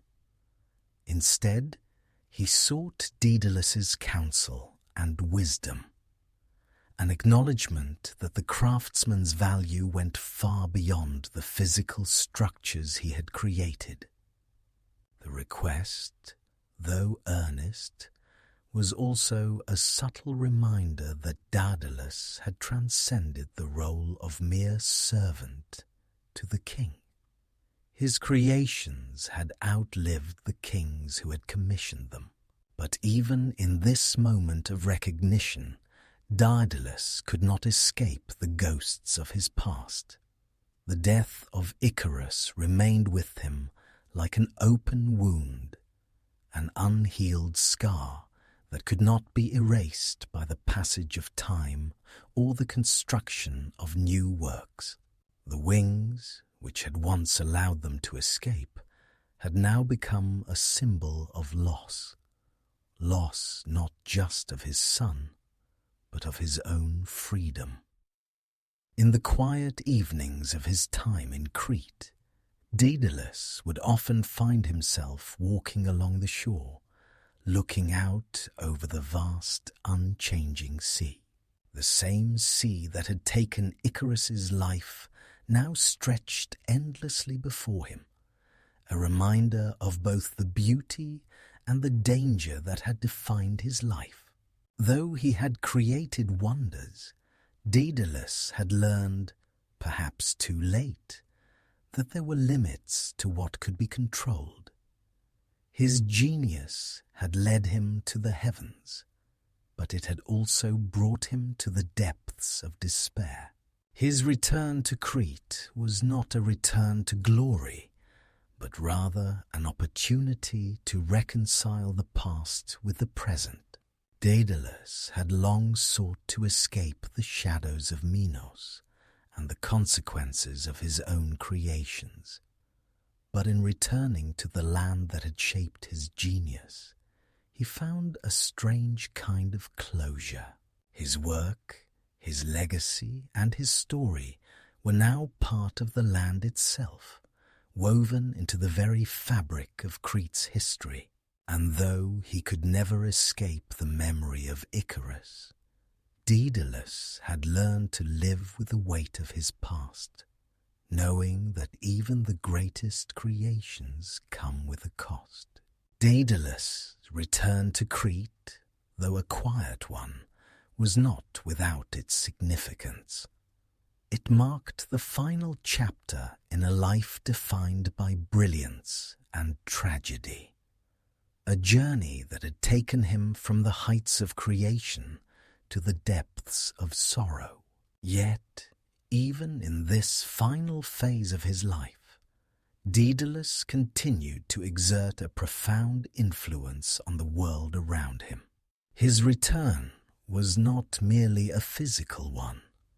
It was a symbolic moment, an acknowledgement that his genius, though tied to the past, was also a part of the present and perhaps even the future.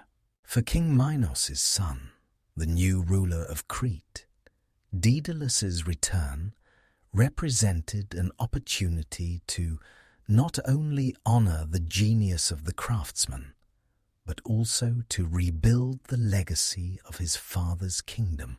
Minos had been a king whose reign was marked by power and tyranny, but his son, though determined to reclaim his father's empire, recognized the importance of wisdom and vision, traits that Daedalus, through his creations, had exemplified.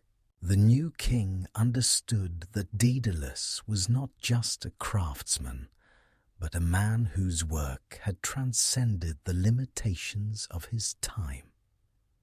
His designs, his understanding of nature and architecture were still relevant, still valuable, even in this new era. Though Daedalus had no intention of returning to his old life of servitude, his presence in Crete was sought after, not just by the king, but by the people who had long admired his genius. They sought him not for the monumental works he had once created, but for the wisdom he could impart. Daedalus, through his experiences, had come to understand that true greatness lay not in the ability to create for power or fame, but in the capacity to create meaningfully, with purpose and humility. This realization had transformed him, and it was this transformation that the people of Crete now sought to understand. In the quiet moments of his return, Daedalus would walk through the streets of Knossos, now older and quieter than he remembered. The grand palace, though still impressive, seemed less imposing now, a relic of a past that no longer defined him. The labyrinth, though still standing, no longer held the same power over him. It was as if the very architecture of Crete, once so intimately tied to his own genius, had become a symbol of a time he had long outgrown. His creations, though masterpieces, were now part of the past. What mattered to Daedalus now was not the recognition of his brilliance, but the quiet satisfaction of knowing that his work had, in its own way, made an impact on the world. The young king of Crete, though ambitious, had a different vision for his reign. He did not seek the power and glory that Minos had pursued, nor did he wish to rule with an iron fist. Instead, he sought to guide Crete into a new era, one built on wisdom, learning, and the creation of lasting beauty. And in Daedalus, he saw a man who could help lead Crete toward that future. The king invited Daedalus to consult on matters of architecture, design, and engineering, hoping that the master craftsman could contribute his knowledge to the rebuilding of Crete's greatness. Daedalus, though reluctant at first, agreed, understanding that his legacy was not just a collection of works, but a knowledge that could still shape the world. Yet, even as Daedalus worked once more in the courts of Crete, he did so with a new understanding. He was no longer the man driven solely by the need to create for others or to prove his own worth. His work now carried a deeper meaning, a sense of personal reflection and acceptance. In every line he drew, in every stone he set, Daedalus infused his creations with the wisdom he had gained through loss and experience. His works were not just functional. They were expressions of the human condition, of ambition, of failure, of redemption. One of Daedalus's most important contributions during this time was his work on the temple to Athena, the goddess who had once blessed him with his gift of craftsmanship. This temple, unlike the labyrinth or the wings, was a place of quiet reflection, a space that celebrated both the divine and the human. Daedalus designed it not as a grand, imposing structure, but as a space that invited contemplation, a space that allowed those who entered to reflect on the beauty of the world around them and on their place within it. The temple, with its simplicity and elegance, stood as a testament to Daedalus's transformation, from a man driven by ambition to a man who sought to create meaning in a world that could often feel empty. As Daedalus worked on this final project, he was reminded of the lessons he had learned throughout his life, the lessons that had come at such a great cost.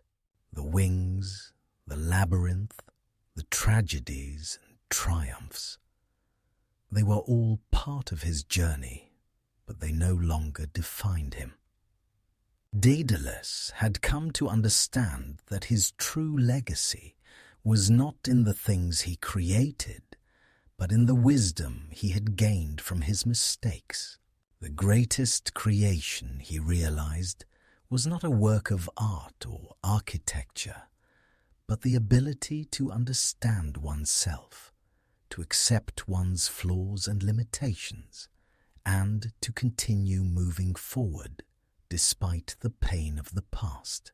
And so, Daedalus worked quietly, content in the knowledge that his creations, though once symbols of greatness, were now expressions of the man he had become. His final years, though marked by the weight of his past, were also filled with a quiet peace. Daedalus had come to terms with the fact that creation, like life itself, was fleeting. But in the fleeting beauty of his works, he found a kind of immortality, a way to live on, not just in the monuments he had built, but in the lessons he had learned and shared with those who came after him. As Daedalus's life drew to a close, he found himself looking back on the journey he had taken. Not only the physical journey from Crete to Sicily, but the internal journey from a man driven by ambition to a man who sought to make peace with his past. In his later years, he had come to realize that legacy was not simply measured by the monuments one left behind, nor by the greatness one achieved. The true legacy, he believed, was the ability to create meaning, to transform one's experiences into wisdom, and to leave behind something that would speak to future generations. Daedalus had created many wonders during his lifetime. The labyrinth, the wings, the mechanical wonders that had amazed both gods and mortals alike. Yet, none of these creations defined him in the way that his final years did. His legacy, Daedalus realized, was not found in the physical works he had crafted, but in the lessons those works had taught him, and in the wisdom he had gained through his trials and tribulations. In his final years in Crete, Daedalus sought to impart this wisdom to others. He no longer saw himself as simply a craftsman, a creator of objects. Instead, he viewed himself as a teacher, a man who had learned the hard lessons of life and who now wished to share those lessons with others. He began to speak openly about the costs of ambition, the price of greatness, and the consequences of ignoring the limits of human endeavor. His work, once driven by a desire for recognition and achievement, had now become a way to explore the deeper meaning of existence. He no longer sought to build the grandest structures or create the most astonishing machines. Instead, he sought to build a legacy of thought, a legacy of understanding. Daedalus's final creations reflected this shift in perspective. The temple to Athena, a simple yet profound structure, was one of his last masterpieces. It was not a work of ostentation, but of reflection. The temple was designed not to overwhelm the senses with grandeur, but to invite contemplation and introspection. It was a place where one could sit quietly and think, a place that allowed the mind to wander, to reflect on the fleeting nature of life and the beauty that could be found in its simplicity.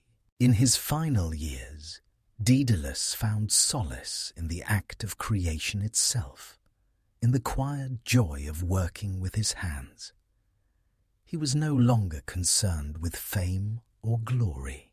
His life had taught him that these things were fleeting, and that the true measure of a man was found not in what he built, but in how he lived and how he came to terms with the life he had been given. Daedalus had come to understand that his legacy was not in the walls of the labyrinth or in the wings that had flown too close to the sun, but in the wisdom he had gained from his losses, his triumphs, and his failures. In the quiet of his workshop, Daedalus worked on his final project, a simple sculpture, a reflection of his journey. It was a figure of man, standing tall, but with a faint, subtle curve to his posture, as if the weight of the world had shaped him. The figure was not grand, nor was it perfect. It was, in Daedalus's mind, a perfect representation of the human condition, a figure that stood with strength, but with the understanding that life's burdens would always leave their mark. As he worked, Daedalus realized that he had come full circle. He had once sought to master the world around him, to create wonders that would transcend time. But in his later years, he had come to understand that the greatest creations were not those that lasted forever, but those that captured the essence of life's fleeting moments. His wings had flown too high, and his labyrinth had trapped both the Minotaur and himself. But in the quiet of his final years, Daedalus had come to understand that true mastery lay in accepting the impermanence of all things. When Daedalus passed from this world, it was not with the fanfare of a king or the acclaim of a hero. His death was quiet, peaceful, the passing of a man who had seen and done much, but who had also learned to accept the transitory nature of life. The world would remember him, not just as a craftsman, but as a man who had lived with humility, with understanding, and with the knowledge that all things must eventually fade. And so, the legacy of Daedalus lived on, not in the monuments he had built or the machines he had created, but in the stories passed down through generations, in the lessons he had imparted, and in the quiet wisdom he had gained through the trials of his life. His story, like the labyrinth, would continue to twist and turn, offering lessons to those who would listen. Daedalus had left behind not just a physical legacy, but a legacy of thought, of understanding, and of acceptance. A legacy that would endure long after his death. As the years continued to pass, the memory of Daedalus endured in the myths and stories of Greece, passed down through the generations. His name became a symbol, not just of craftsmanship and ingenuity, but of the complexity of human ambition. To this day, Daedalus is remembered as one of the greatest minds in ancient mythology, an architect, an inventor, a father, and a man whose creations forever changed the course of history. Yet, his story also serves as a cautionary tale, a reminder of the cost of reaching too high, of pushing the boundaries of human potential without fully considering the consequences. In the end, Daedalus's myth is not one of ultimate triumph, nor of tragic defeat. It is a myth of balance, of the delicate line between greatness and ruin, between creation and destruction. Daedalus sought freedom, knowledge, and mastery over nature, and through his genius he achieved things that no mortal had before. The labyrinth, the wings, the mechanical creations, each one a testament to the limitless potential of the human mind. But in every creation, in every leap of ambition, there were hidden costs, consequences that Daedalus himself could never fully control. The gods, in their way, had taught Daedalus that even the greatest of human achievements could not escape the whims of fate. His invention of the wings, which had once allowed him and his son to soar to new heights, ultimately led to the fall of Icarus, a loss that haunted Daedalus for the rest of his life. The labyrinth, though a marvel of design, became a symbol of the traps that human ambition can set, both for others and for oneself. And yet, in the wisdom of his final years, Daedalus understood that these tragedies were not merely the results of his own hubris. They were the inevitable consequences of seeking to control the uncontrollable, of attempting to escape the bounds of mortal existence. As Daedalus passed on, his legacy continued to shape the world around him. His name became synonymous with brilliance and invention, and his creations, though they faded over time, left an indelible mark on history. The labyrinth, though its walls crumbled, lived on in the minds of those who would seek to understand its design, to unlock its mysteries. The wings, though they had once led to tragedy, became a symbol of human desire to transcend the limits of the world and reach for something greater. And the mechanical automata, which Daedalus had crafted with such precision, became a precursor to the technology and innovation that would shape the future of human invention. The story of Daedalus and Icarus continued to be told, passed down as both a lesson and a memorial. It was a story of creation and destruction, of the beauty and danger that lie within the pursuit of greatness. In the end, it was not Daedalus's inventions that defined him, but his ability to learn, to grow, and to come to terms with the consequences of his own ambitions. The myth of Daedalus is not one of a man who achieved ultimate mastery, but of a man who, through both triumph and loss, discovered the limits of what can be controlled and the price that must be paid for reaching too high.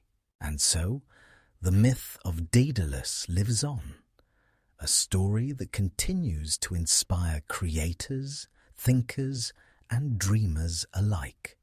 His legacy, shaped by both his genius and his flaws, teaches us the importance of ambition, but also the need for humility. It is a reminder that in our pursuit of greatness, we must not forget the consequences of our actions, and that the beauty of creation is often inseparable from the pain it may bring. Daedalus' myth is not just a tale of a man who soared too high. It is the story of a man who, in his final moments, came to understand the delicate balance between human potential and divine will. In the end, Daedalus's life was a journey of discovery, a journey that took him from the heights of his craft to the depths of his loss, and ultimately to a place of acceptance. His myth is not one of final answers, but of lessons learned along the way. It is the story of a man who sought to master the world, but who, in doing so, learned that true mastery lies not in control, but in understanding the limits of what can be achieved. And through that understanding, Daedalus became a man whose legacy would endure, not in his creations alone, but in the lessons his life imparted to all who would listen. And so, we come to the end of the story of Daedalus, the master craftsman whose brilliance and tragedies have shaped the very fabric of Greek mythology. His tale is not one of simple triumph, but of complexity, of ambition, loss, and the eternal dance between creation and consequence. Daedalus's life serves as a powerful reminder that even the greatest minds must reckon with the limits of human ambition, and that the pursuit of greatness comes with both wondrous achievements and heartbreaking costs. In the end, Daedalus found peace not in the recognition of his works, but in the wisdom gleaned from his own journey. His legacy, though marked by the triumphs of his genius and the sorrows of his losses, continues to resonate through the ages. He teaches us that while we may reach for the stars, we must always remember to keep our feet on the ground, acknowledging the forces beyond our control and accepting that the beauty of creation is always intertwined with the fragility of life. Thank you for joining us on this journey through the life of Daedalus. If you found his story as captivating as the wings he crafted, consider subscribing and leaving a comment to share your thoughts. Wherever you are, may you take with you the lessons of Daedalus, wisdom born from the triumphs and the falls, the creations and the losses. And may you, like Daedalus, find peace in the art of living and learning. Good night, and may your dreams be filled with wonder.